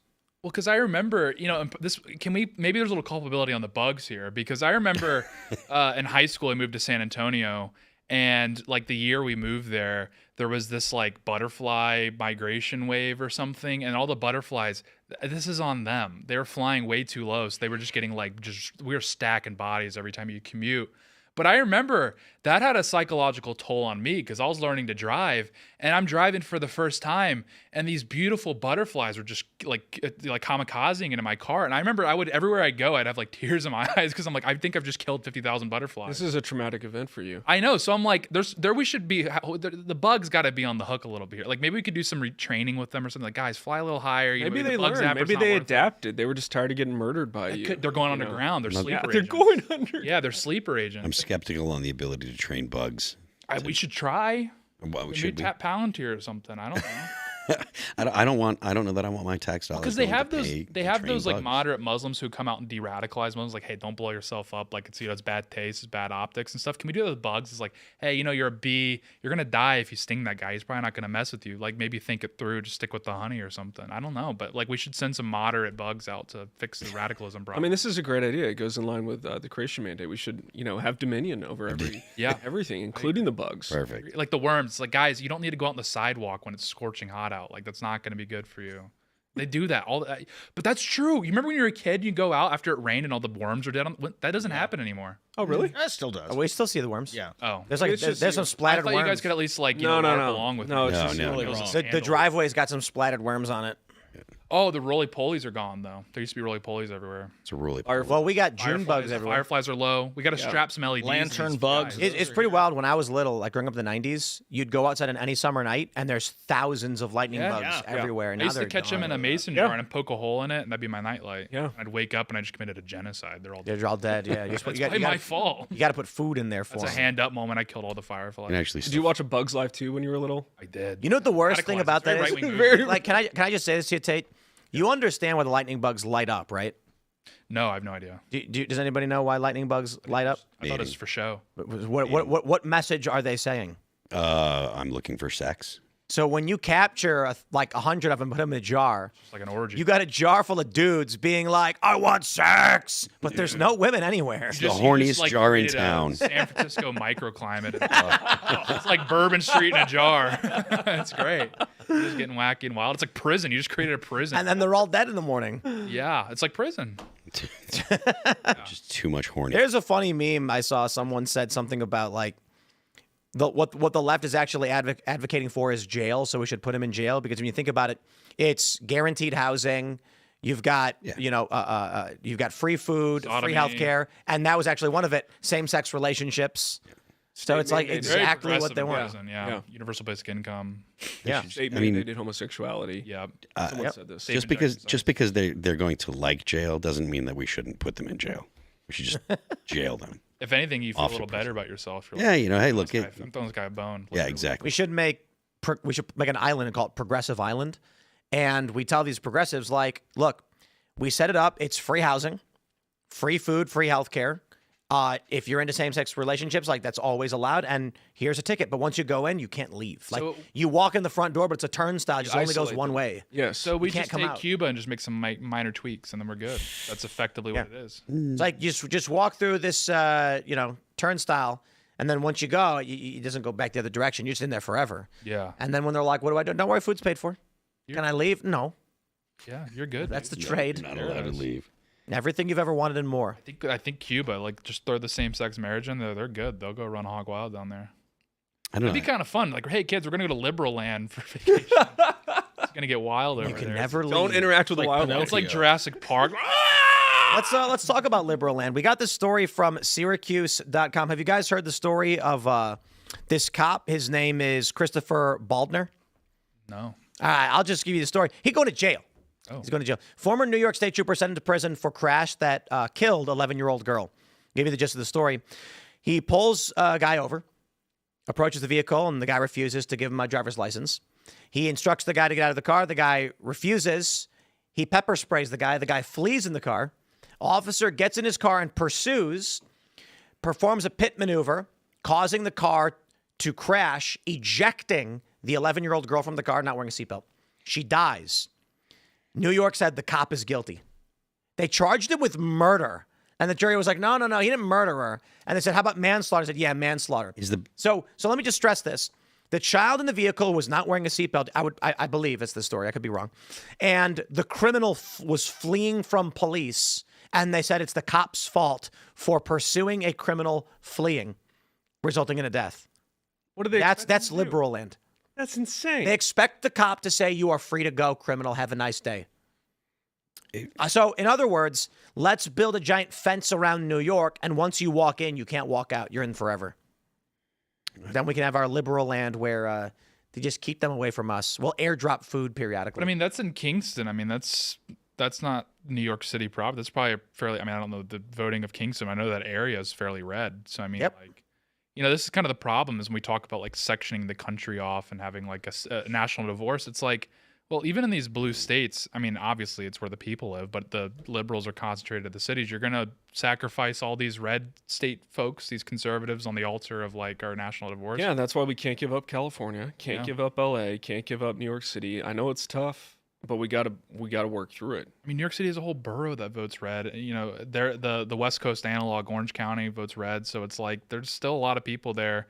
I lived in New York City. I lived in Queens, where I used to live. I won't say which specific neighborhood. It looked like Alabama. There was Trump flags everywhere, Confederate flags. I was like, oh, guys, well, unlikely allies, the Italians. But yeah, it was actually one guy had a Kingdom of Italy flag and then a Confederate flag. I was like, wow, Interesting. this is like a 12-year-old's wall, but in real life, it's really amazing stuff. But yeah, I mean, I reject the notion of like we should just divide the state up, because then also it's not like the conservative movement has successfully excised the problems that led to what we're in the first place. Most conservatives still have a lot of preconceived notions that are very liberal ideas, and so if you divided the country red and blue on a long enough timeline, there's a good chance that red America would just turn into what we're dealing with in maybe 2010, like in the not so distant future. Look, the joke is that in 20 years, the Republican Party will be a bunch of gay communists, and the Democratic Party will be AI. Like the trend of the political parties and the direction that they go. The Republican Party today is pro-gay marriage. It's shifted, mind you, but go back to like 2010, and it was like absolutely not. I mean, Go to 2012. Go to 2016. 6 years later, Donald Trump unveils a gay pride flag on the stage of the RNC to fanfare and applause. Yeah. This is the argument, or this is why Carl Sargon-McCod makes the argument that liberalism is A mental disease. yeah. Well, I mean that it's I don't think he says that. no, but he says that it's he says that liberalism is the problem. It's not you can't the idea that man is detached from man in society is actually detached from his nature, and like Rousseau said, you need to make man into savage man that lives in cities and stuff. Like that kind of stuff is baked into liberalism, and all of the things that follow from liberalism, or from the foundational principles of liberalism. All of the stuff that we're seeing today is all the stuff that obviously follows. And I think that, while I don't agree 100% with his estimation, I think that there's a lot of things he's got right about that. No, I agree with a lot of the stuff. In the same way I write about, it's you can trace it back to the Enlightenment. A lot of the ideas of our founding, classical liberalism, good basic ideas. When you say Enlightenment, which one? Because there's different Enlightenments. Like the French Enlightenment was different than the Scottish Enlightenment.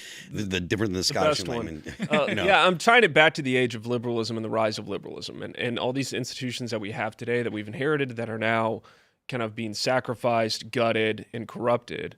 And so when we detach ourselves from nature, and when we don't understand human nature and our purpose in life, and we just have rationality, and it came up through the Enlightenment, through Romanticism, all of these movements, and you saw it worst, of course, in the French Revolution, which was early stage 2020.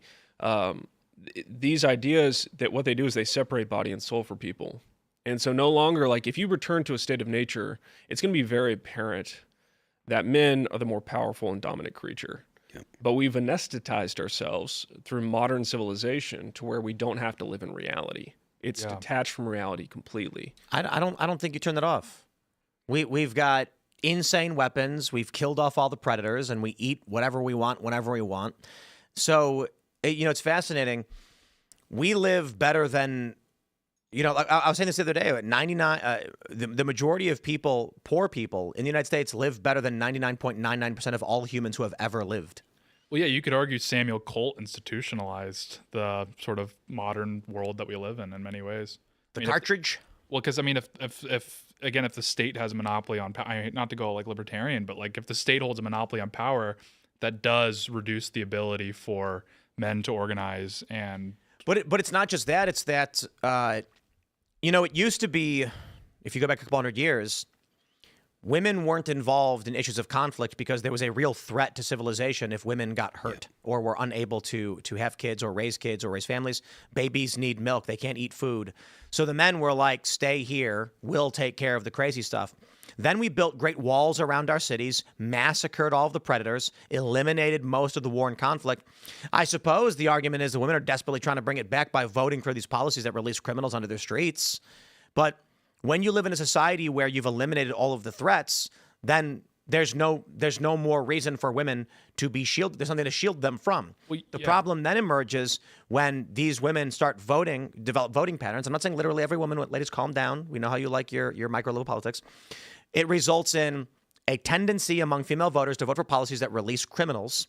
The criminals then prey upon women. Yeah, well, you can actually get a great case study of this in motorsport, in which like F1, NASCAR is a great example actually, where when you were driving in a NASCAR season or whatever, there was a good chance the driver's going to die every year. Like the threat of death was very real, very palpable. All the drivers knew, one of my buddies is probably going to die in the next few years. It was a very real phenomenon, a very real reality.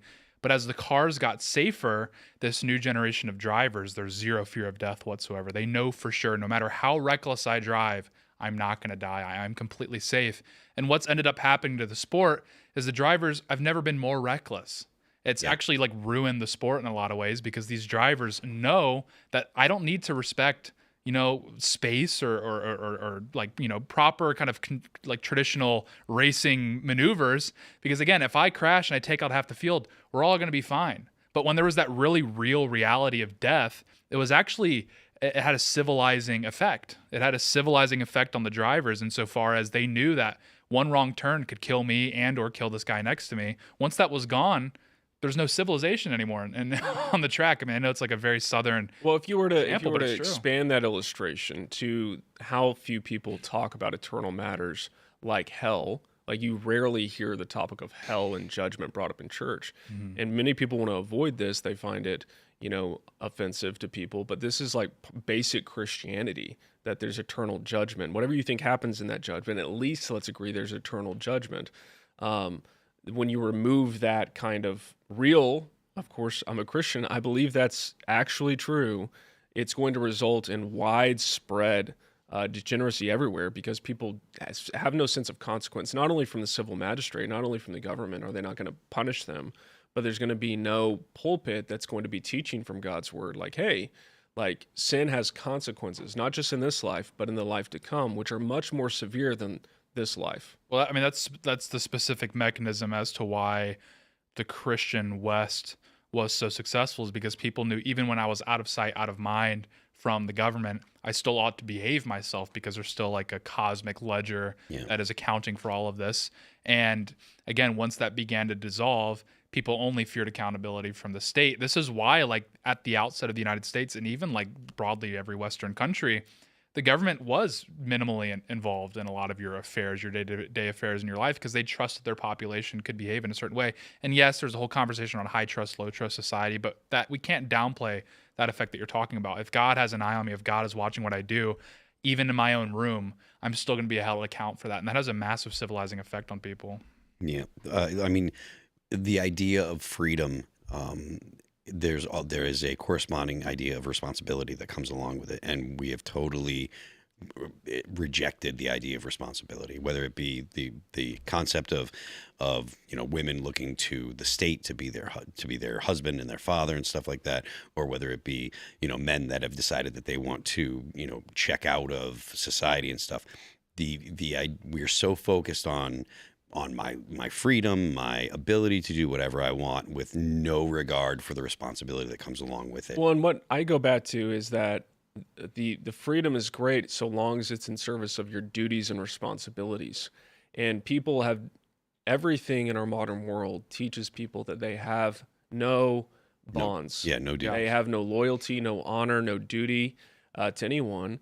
And what happens in Christianity sometimes is that you'll have evangelical leaders who never want to talk about obedience, what you owe to the Lord, sanctification. And that's what young men right now are being drawn into faith traditions in the churches that are not heavy-handed by any means, but just honestly telling them this is what God expects from you. They've so devalued duty. I like to put it this way. You'll get a lot of churches that will say you can belong here, or you can belong before you believe. And there's another word called behave. And no church in their right mind nowadays would say you have to behave before you can belong. Yeah. Right? Because that would seem counter-gospel. That would seem counter to the love of Jesus. That's non-inclusive.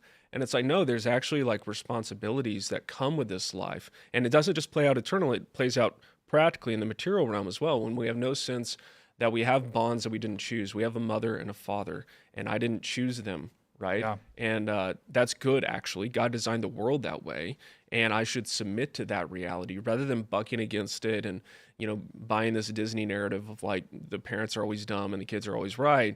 We're going to buy God's story, what he's written, that I'm going to honor my father and mother, and I'm going to live into my legacy. I'm going to honor my duties and my responsibilities to my family, my church, my nation, and carry on a legacy. People just don't have a vision for that anymore. Well, and yeah, that's like functionally the mechanism I see that's broken down is that, again, previously when you were born, you did have this sort of slate of identities that had expectations, that had responsibilities that corresponded to them that you're pointing out, like as a father, as a mother, husband, son, et cetera, American, Protestant, Christian, like you can get really granular, but you were assigned a slate of identities at birth that demanded something of you, where in the modern world, even if you're born and you become a conservative, it's too late. That's already been severed because of how liberalism functions. And so you're seeing, I think what you're talking about is a lot of young men struggling is because now they realize they're coming into life as a husk. Like, I don't have any responsibilities, nothing binding me. And so they have this menu of identities that they can choose from. And when you hear that, you instantly think of LGBT people or whatever, where it's like, but you see this on the right where men will start adopting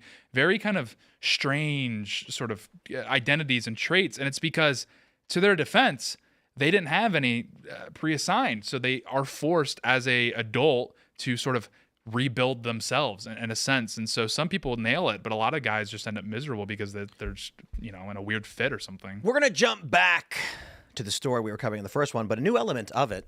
See, I wanted to be a little bit more serious in terms of the political discussion, but now I don't. This is an excerpt from the Graham Plattner story on the New York Times, where he said that if anybody ever broke into his house, or he said, quote, if anybody ever broke in here, I would rape them in a sexual way, not in a gay way. He was like, I would rape them to show them that I'm dominant. Asked about those remarks, a Plattner campaign official did not dispute them. A friend who knew Mr. Plattner and Miss Fiffield during that period said the comments sounded out of character. Apparently, it's not in dispute. Plattner threatened to rape men who would break into his house. Yeah. I guess he said if anybody, so I guess that would include women. I just don't think a lot of women would be breaking into his house, but, Well, I have to say, and this is a guy with a Totenkopf tattoo. This might be his most right-wing thing he's done or said, because, again, this is like Greco. This is like very Hellenic tendencies. You want to like literally dominate a man who's your enemy. I can't get over this sentence, a sexual way, not in a gay way. Yeah, there's something to, look, I'm not endorsing this. I'm against this for the record, but I am saying that is like very rooted in deep like Greek tradition. But it's like true, because like you can see, if you get a group of guys together and you're watching like, like football or something, and the ref just keeps like just making horrible calls, one of your friends is going to say, I want to rape that guy. And it's like, that's like a real thing that happens. And again, I think it's wrong. I don't know what circles you're very masculine ones. Is that an very endorsement? masculine ones, huh? Yeah, no, it's not Greek ones, huh? Yeah, we shouldn't be threatening to rape. Rape is wrong. I know that's like a freezing cold take these days with how far the zeitgeist has moved along. You come out against like raping in not a gay way. That's like The Democrats are for it. They want to vote for this guy. Yeah, maybe they're defending him. Maybe I'll go to a little liberal and denounce this, but no. In all actuality, I think this just shows that he's like completely mentally unstable. He's not actually like illustrating the traditional right wing. Yeah, you're absolutely right, and there's a resurgence in a lot of circles of this kind of right-wing stuff. And that's also what I'm trying to warn against is like, no, all those traits, because they'll call Christians Christ cucks and all this kind of stuff. And I'm like, no, you don't get to do that. We have the Christian West, and we conquered you, and we adopted your best ideas and got rid of this nonsense. Yeah. We're not going back this way. Yeah, we'll take the Christmas tree, but we're leaving the rape behind. Yeah, we're going to leave that right behind. Thank you. No, but yeah, so like this clearly, Not Plattner, apparently. I think, I was making a joke, kind of a wink and a nod, but like in all actuality, like this demonstrates mental instability. I don't think this is attached to any like Nietzschean ideas, really. I think he's just a mentally unstable, like psychopath. And I think this very clearly illustrates this. I gotta say, like, I think he was macking on this chick. Like he's flex. It could be game. He's saying like she's sitting there talking to him, and he's like, "Yeah, I wouldn't let someone break in here." And she's like, "What would you do if someone broke in?" "I'd rape them." She's like, "Really? What would you do?" "Not in a gay way, though." Yeah, but we all know like tough guys. These guys who do a tough guy routine. Like, If I was there, I would do this and that. I'd beat the crap out of him, and you're like, okay, dude, yeah, or whatever. But if you're with one of your buddies and he's like, I swear, if that guy walks, I'm gonna rape him. You'd be like, dude, this guy's crazy. No, we'd be like, this guy's gay. I'd be like, yeah, but dude, some of the scariest people I know are like really gay. Like the question is for Graham, how would he get it up? He's like, crazy. He's a psychopath. He's hot for it, dude. He's probably, yeah. He's getting all hot and bothered. The guy breaks in. He's like, oh, this is my fetish. He's hot for it. Yeah. Waiting for you all night. he sits in his living room. He's got like signs outside, like this home has no guns. Like the door is like swinging open. And he's sitting there and be like, my dog is lovely. Are you a homer shooter, or are you just excited to see me? What? You ever see that bit James O'Keefe did where he went door to door and he was like, we're anti-gun activists. We want to get gun control in the houses. They're like, yeah, that's fantastic. We agree. He's like, would you sign this petition? Sure. And he goes, we actually have this sign. Would you want to put up? It says gun-free home. Yeah. And the guy's like, well, no. And he's like, well, why not? He's like, well, isn't that kind of inviting, like criminals? And then James like, kind of sounds like you're saying you need a gun to stop crime. And he's like, well, I don't know. They don't want to advertise. They don't have guns.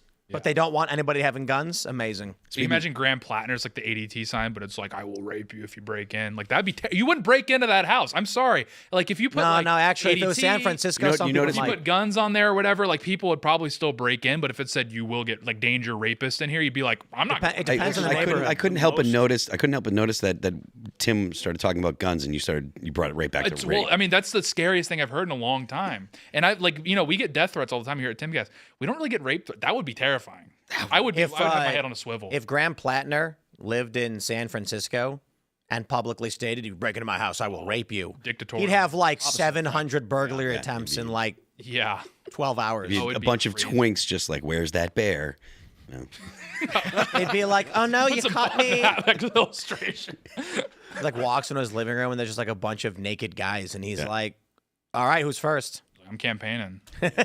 I warned you. But more about guns with Plattner. It's worth noting. It's worth noting that he did admit to one of the girls that he was talking to that he had an AR-15 in D.C. That's something that a lot of people aren't talking about. That's an actual crime, and everyone's focusing on the bad behavior. But like, allegedly, he had an AR-15 in his D.C. apartment. So she said, Fitfield said, he kept an AR-15 lying around his apartment on Capitol Hill, and would sharpen an axe, a relic from his time working on the Appalachian Trail before he enlisted in the Marines.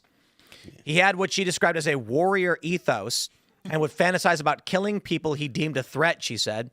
She said he told her that rape was about power. I got to be honest, I think he just secured the suburban woman vote. Like, every suburban woman reading this is just getting all hot and bothered, being like, he's got a gun illegally and he sharpens his axe threatening to murder people and he wants to rape. Like, this sounds like 50 Shades of Grey, but, the Democrat Party edition. Like an axe-wielding rapist. That sounds like one of my mutuals on Twitter. Like, I could think of like 24 guys that probably fit that description. Who would rape guys at the same time. Yeah, well, sure. Yeah. How did this guy even get in, like, up? He said, I would rape them to show that I'm dominant. Plattner, who had overlapping relationship with other women, while he and Miss Fitfield dated, also referred to women as hatchet wounds. yeah. This guy's terrifying. I'm gonna say, he's scary. He's gonna get Luigi Mangione. Like they're gonna be cheering and dancing for him. Women are gonna be like, "This is the hottest thing ever." They love it. That's the unfortunate reality. Is like, I mean, we've made this point on the show multiple times, but like, men will unwind with like, I don't know, like a documentary about like a fascinating historical figure. Maybe like a Ken Burns documentary or something. Women will unwind with like the axe-wielding rapist, the documentary, and they're like, "This is great stuff." You should sit down and watch. They just watch crime shows all the time, and literally, it's scary. So no, Grant. I mean, this does illustrate this guy is like, when we use the word all the time, but he like genuinely is mentally unstable. I don't really have much more to add. I denounce, obviously. I think, can we go around? Do we all denounce this? Totally denounce. Yeah. I'm just shocked. But wait, like denounce Plattner's actions. Just denouncing like rape broadly, I think would be helpful. Yeah, obviously, because that's a scary threat, dude. I'm like worried. I want to see an investigation. He like shows up. I heard you talking about me. Well, because the Democrats have like, we had this masculinity problem for a while. What if they all just turn into axe wielding rapists? Like, it's over for us, dude. That's terrifying. This goes back to the Shane Gillis bit where the Vikings come over. And they're like, they're intimidating, and then they raise the rainbow flag up. Yeah, on the literally. ship, and you're like, oh, that's worse. I know. I'm not crazy. No, you're That's not. terrifying. Yeah, like right now this is easy. We can handle this. They're like, maybe it's actually really masculine to cry. Like I can handle that. That's easy to deal with. If you guys want to, I'm just going to throw it out there. You guys want to know what the definition of rigged is? It's decision desk calling the top two primary for Javier Becerra, who's in second place, while arguing Steve Hilton in first place is vying for second place. No joke. Decision was made 8:58 p.m.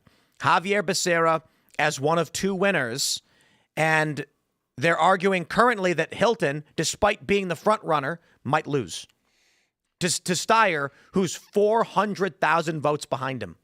Yeah. I mean, Interesting, huh? It's frustrating. It's very frustrating.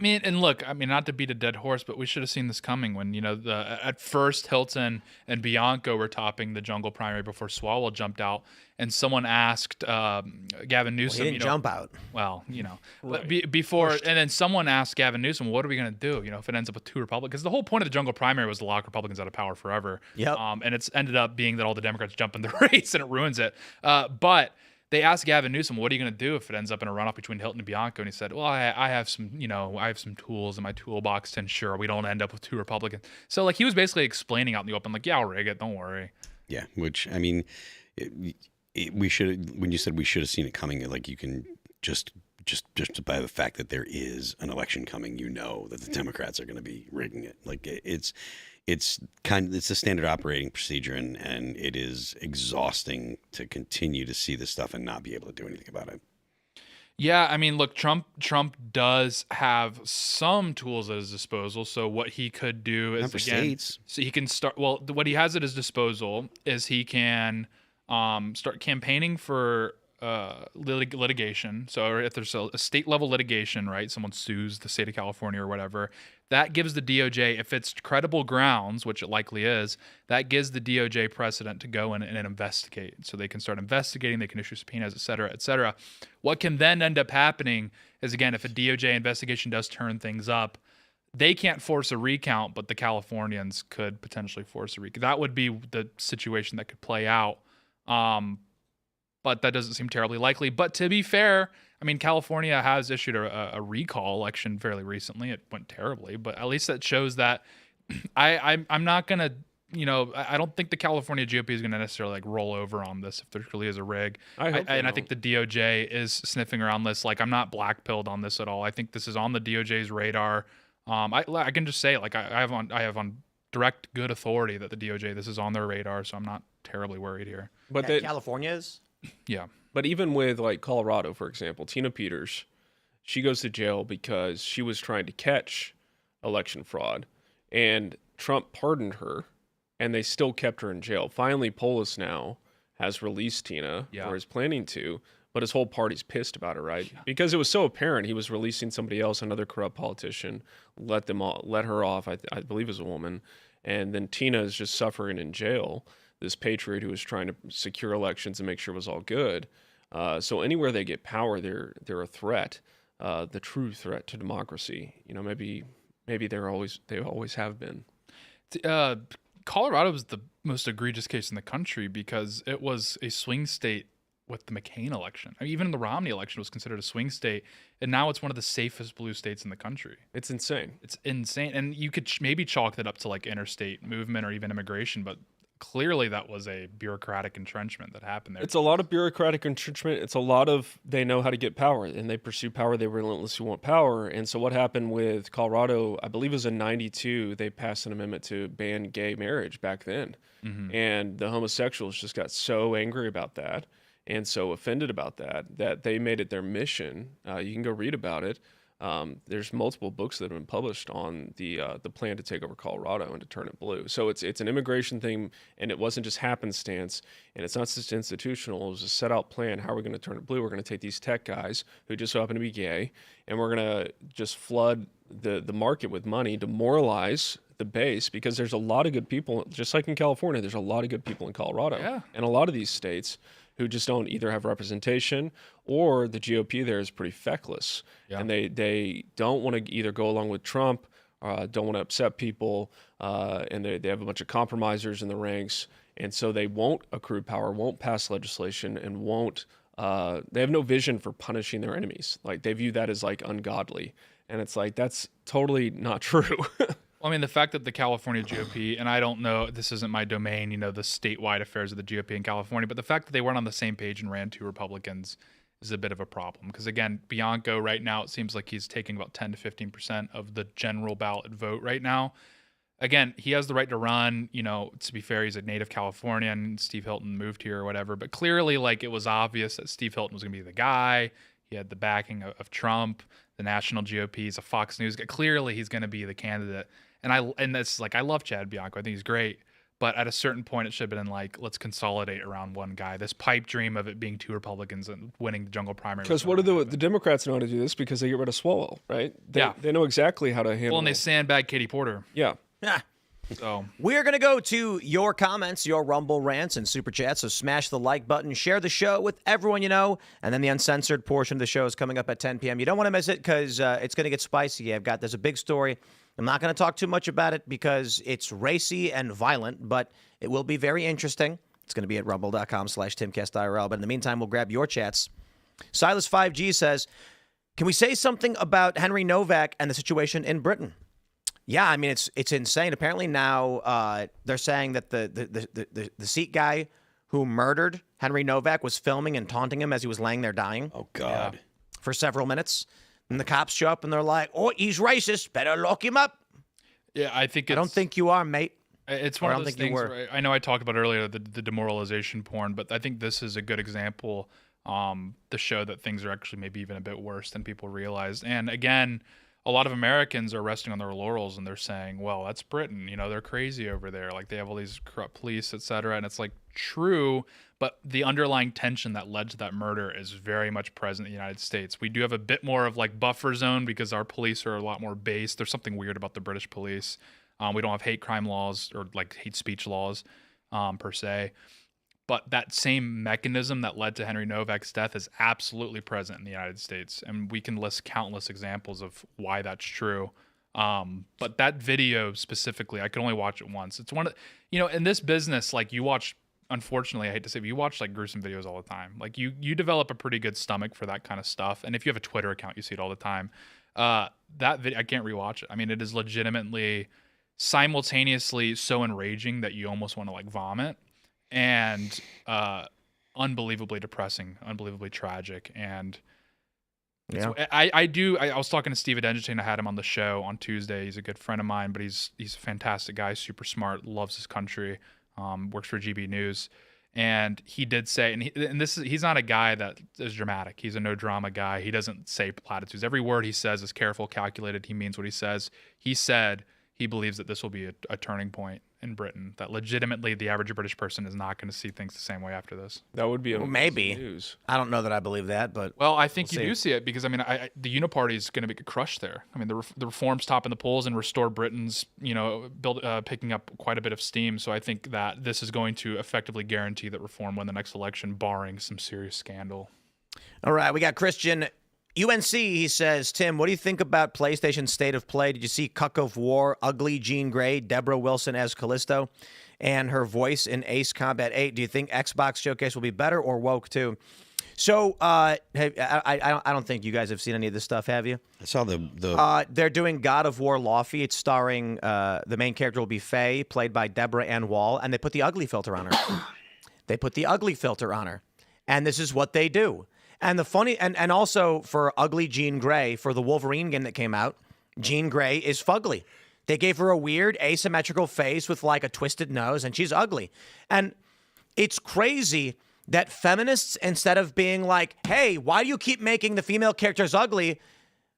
They go, men are stupid for thinking women are ugly or getting mad about it. No. Feminists, listen. Deborah Ann Wall is attractive. She is a famous actress in one of the biggest Disney shows right now with Daredevil. I don't know, maybe she might have a cameo in the Spider-Man movie. We'll see because Daredevil's going to be in it. They made her the lead for this game, and they put her through the ugly filter. And what these guys have done is they did renderings showing you don't need to make her a gigantic boobed, weird bimbo-looking woman. You can just smooth out the face a little bit and make Deborah Ann Wall look like she does on TV shows. Just give her a little makeup. Instead, they make her ugly. And I got to tell you guys, this is called the ugly filter. I don't know if y'all have ever seen the actress who was the model for Aloy in Horizon Zero Dawn. Let me do this. Seen it. I'm going to show you guys what's called the ugly filter. I'm going to prove it for you. You guys are going to be like, this doesn't make any sense, okay? So let me load up some of these images. First, I want to show you the actress who was the model for the character. It's this Dutch actress named what's her name? Let me find a nice picture of her. Hannah Hoekstra. Okay? This is kind of a grainy image, but we'll pull it up anyway. Here you go. Here's Hannah. She's a Dutch actress. They used her as the model. Let me pull this one up. She's the model for the character Aloy in Horizon, the Horizon series. Hey, look at that. She's an attractive woman, right? Here's what they made using her likeness. You ready for this one? We call that the ugly filter. That is not the same person. That's insane. Why did they do that? Why did they bring on this attractive young model and say, we're going to scan your face to make a character, and then we're going to make her ugly? I'd be pissed.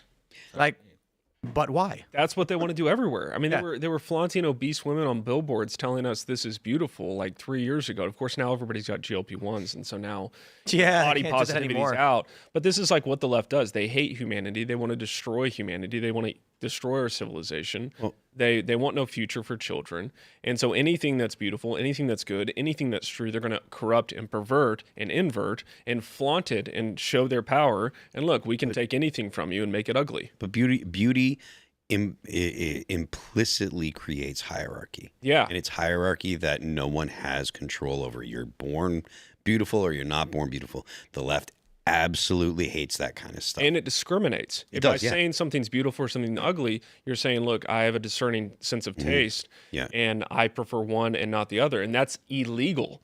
In a liberal egalitarian framework, you can't do that kind of thing. And beauty has been the chief marketplace for the left for a long time. Conservatives have not paid attention to this, but I think that's the chief vector for a lot of leftist ideology, is taking over beauty and then trying to promote a vision, which now everyone can see. This is ridiculous. You know, my counter argument though is it's a secret psyop to get to promote natalism, and my argument is, so there's this thing called power creep in card games, and power creep exists in all things, right?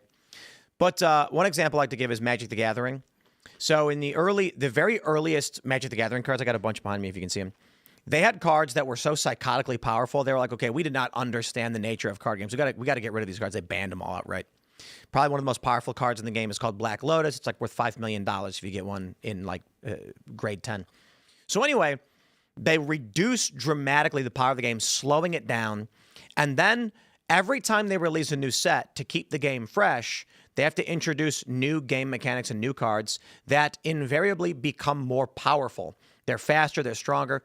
Suffice it to say, if you were playing with 4th edition from 1994 or 95, you would get absolutely crushed by a set that came out in 1998 because the cards are just getting stronger and stronger. So there was a set that was released. It's called the Block. It was 3 different Magic sets: Urza's Saga, Legacy, and Destiny.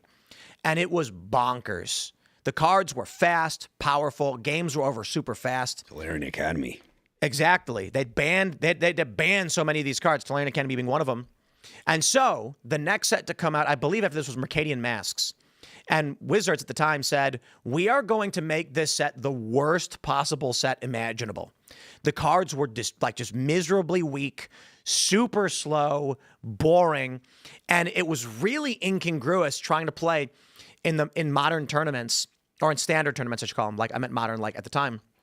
Because you have like 2 sets that are just ridiculously strong and this really trash that nobody's going to use.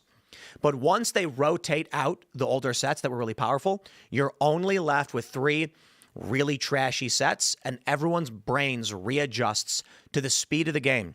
My point is, we've been inundated with perfect celebrity big-tittied women, and porn. So young men have this view of women that is not attainable and not real. And so I say this somewhat facetiously. The gaming industry goes, we have to nerf women because of the power creep. So they're like, we need to stop showcasing all of these like perfect, big-tittied, beautiful model women because it's ruining young men's brains and they're not satisfied with regular women. So what they do is they crank up the ugly filter, start showing nothing but fat, ugly women, and then guys reduce their standards quite a bit. And I'm mostly joking. I think the real reason they're doing this is because feminists are jealous and they're ugly. And so they're like, women should look like us. But they don't put big fat guys in games, you know? I mean, well, I guess technically they do sometimes. But the main characters are always just ridiculously ripped, dehydrated looking guys. So anyway, to your question, yeah, I saw it. And it's ridiculous that they put the ugly filter on women every time. And I'm just saying one more time, ladies, feminists should be mad that they're doing this to you. Okay? Deborah Ann Wall is a beautiful woman. They should not have put the ugly filter on her. But you know what? If you're going to keep defending the ugly filter, then that's on you. Anyway, all right, Evan for US says, if I'm not mistaken, the Bible tells us that Christ will come when every nation bows to him and say that he is Lord. Christianity will never fade from this earth. Deus vult. Amen. Is that true, that Christ will not come until every nation bows to him? That verse is, that's one interpretation of that verse. The application of the verse is basically like we need to be evangelizing and discipling the nations. We believe that as Christians, we should be discipling the nations, and we should be, honestly, going into nations, promoting Christianity, promoting the one true religion, and bringing them into submission. But as it currently stands, Christ is seated on his throne, ruling the nations now, and he will return with a rod of iron to judge those nations who are unfaithful. And all the nations belong to Christ. This was the temptation of Christ, where Satan says, "I'll give you the nations." Jesus knew that not only he rebutted him with Scripture, but he didn't need to do that. He needed to go to the cross and rise from the grave and ascend, and now he's seated at the right hand of God where he rules and reigns eternally. So, yes, we do need to evangelize. That's part of the Great Commission. We do need to go into all the nations. The nations do belong to Christ, and it's our job to take them for Christ. Lava Bear says, remember, quote, those who vote decide nothing. Those who count the votes decide everything. Correct. Think of Our Life says, we can help deport illegal. Step 1, order food delivery ride services. Step 2, when the driver can't speak English, snap a pic of the plate. ICE takes tips of sus illegals. I don't know that just because they can't speak English, it means that they're illegal, though. So you may just be inundating ICE with false tips, which actually makes it worse. So it might work. I'm not sure. What I can say is whenever someone shows up via DoorDash, and it's clearly not the person whose account it is, now I'm pissed off. And they've actually, I think they've been fixing this. I think they addressed it because we brought it up on the show. But we had this period where we'd order food, and it would be like, Katie S. is coming. And then some, like, Mexican dude pulls up in a car, and he goes like, Katie's my wife. And we'd be like, turn around, get out of here. We're not taking, who are you? And they'd be like, oh, it's my wife. I'd be like, nope, report. It'd be like some strange person was clearly, and it pisses me off because what happens if it says John and a guy shows up and I'm supposed to assume this is John? Ridiculous. They should be showing, like an Uber, you see the guy's face and his license plate. DoorDash and Seamless and all that should be doing the same thing. An easy fix would just be at random points during your shift that just asks you to verify, like, briefly. That would solve all the problems. Yep. Or every job. It's like, accept the job, yes, please take a picture of your face. The problem there is the guy would just take a pic, like they would just have the phone at home then and give the instructions to the person to go do it without the app. Yeah. You could, but just Face ID could do that with your Then it'd be You know what, put the pin in and all that. One thing that's pretty crazy is like the Dasher delivery fraud stuff. Like people will walk into a McDonald's and walk up to the mobile delivery box and just grab the food and walk out. Nobody stops them. I know, so sad. When I lived in Manhattan, when the local Chipotle, when I first started going, they had the shelves. You could put your mobile order in, your food would be on the shelf. It feels so nice because you could just be like 15 minutes, you walk by, you grab your food, you're out. And then like literally 6 months into discovering this, they took the shelf away and they moved it behind the counter. Yeah. And I was like, it's the socioeconomic problems. All right, let's read this. Consumer It's the changing consumer habits. Eric Shaver says, if a fantasy world full of hemoglobin siphoners who vamp out at the sight of a symbol, and a hunter goes around flashing it in their face, then one bites him, so he feeds a steak, who's the bad guy? And an To election. give a mouse a cookie reference or something. It's very. You're saying if a guy kills a vampire, is that the point?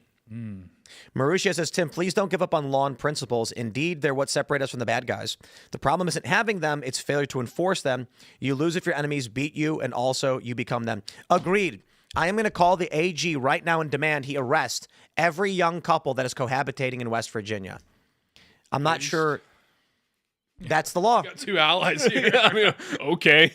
Hey, look, Looks the like I'm problem is going that to we don't jail. enforce our laws. So, I love you. It's not personal, but law's the law. What's gonna happen to my kid? Principle. We'll separate them from the parents, and it's going to be the cage. Maybe there's a cage. there are You betrayed me. problem with this country. One of the problems we have, and I'm not saying it's just unique to us, but it exists, is that we have laws in the books that no longer exist but can be enforced. And what I mean is, there are laws that are on the books that no one thinks make any sense, like you can't put a pie on your windowsill on Tuesday, but the cops can come and search your house if you break that law. So we need to have sunset clauses on all of the laws that we pass, all of them, always. I think that makes perfect sense. Indeed. Yeah, I don't know. The pie on the windowsill is actually important in Colorado. In our home in Colorado, our family cabin, a bear broke in. Indeed. But that's why it's actually illegal in a lot of places. Exactly. So please keep that law. Yeah, it's a good So there are in the east and northeast, there are states where it's illegal on certain days to put pies out on your windowsill. And it sounds weird to the average person today. Like, why? Well, it's because on Tuesday, that's typically when people were gathering at the town center for, public meetings, and they didn't want to attract wild animals. Oh, so they said, don't put pies on the window on Tuesdays. Today, you're like, huh? That makes no sense, because you could be in a skyscraper, like maybe I want to put a pie in my window. I want it to cool, put it by the window, get some air. Straight to jail. Nope. You're done. But it's the thing, no cop's going to arrest you, but here's the other thing. If they want a reason to do so, they can say he was in violation of a public ordinance. We know it wasn't the most extreme of crime, but he had a pie on the windowsill. Can't do Stephen that. Miller's going to use that at some point. I hope he does. He combs through all those ancient laws. Abrego Garcia, he was rhubarb pie. He's done. You're gone. All right, we're going to go to the uncensored portion of the show. We got a crazy story to talk about. It's racy and it's violent, and I'm going to get real mean with it. So we'll save the story for there. Go to rumble.com/Timcast IRL for the uncensored portion of the show. You can follow me on X and Instagram at Timcast. Sir, do you want to shout anything out? Yeah, you can buy my book, Offensive Christianity Book.com. That's where you need to go. It's also available on Amazon. You can follow me on Twitter at jchasedavis. You can also visit my website, jchasedavis.com. You can follow me on X and Instagram at Real Tate Brown. And make sure you buy this book. I got a copy a few days ago. I'm through the first chapter, and it is fantastic so far. So where can people buy it again? OffensiveChristianityBook.com. Yes, get over there. You thankfully sent me a copy, but I need to sign yours. Yeah. You do need to sign one. Yeah. But, make sure you head on over there, Phil. I am Phil That Remains on Twix. The band is All That Remains. You can check us out on Apple Music, Amazon Music, Pandora, Spotify, YouTube, and Deezer. We're also playing Warped Tour in Washington, D.C. next Sunday on the 14th. You can get your tickets at, I believe it's warptour.com. Don't forget the left lane is for crime. I'm Carter Banks. You can follow me at Carter Banks everywhere and at Carter Banks Official everywhere else. Be sure to follow our label at Trash House Records on YouTube. Dropped a promo last night, and go check it out. We'll see you all at rumble.com/Timcast IRL right now. Thanks for hanging out.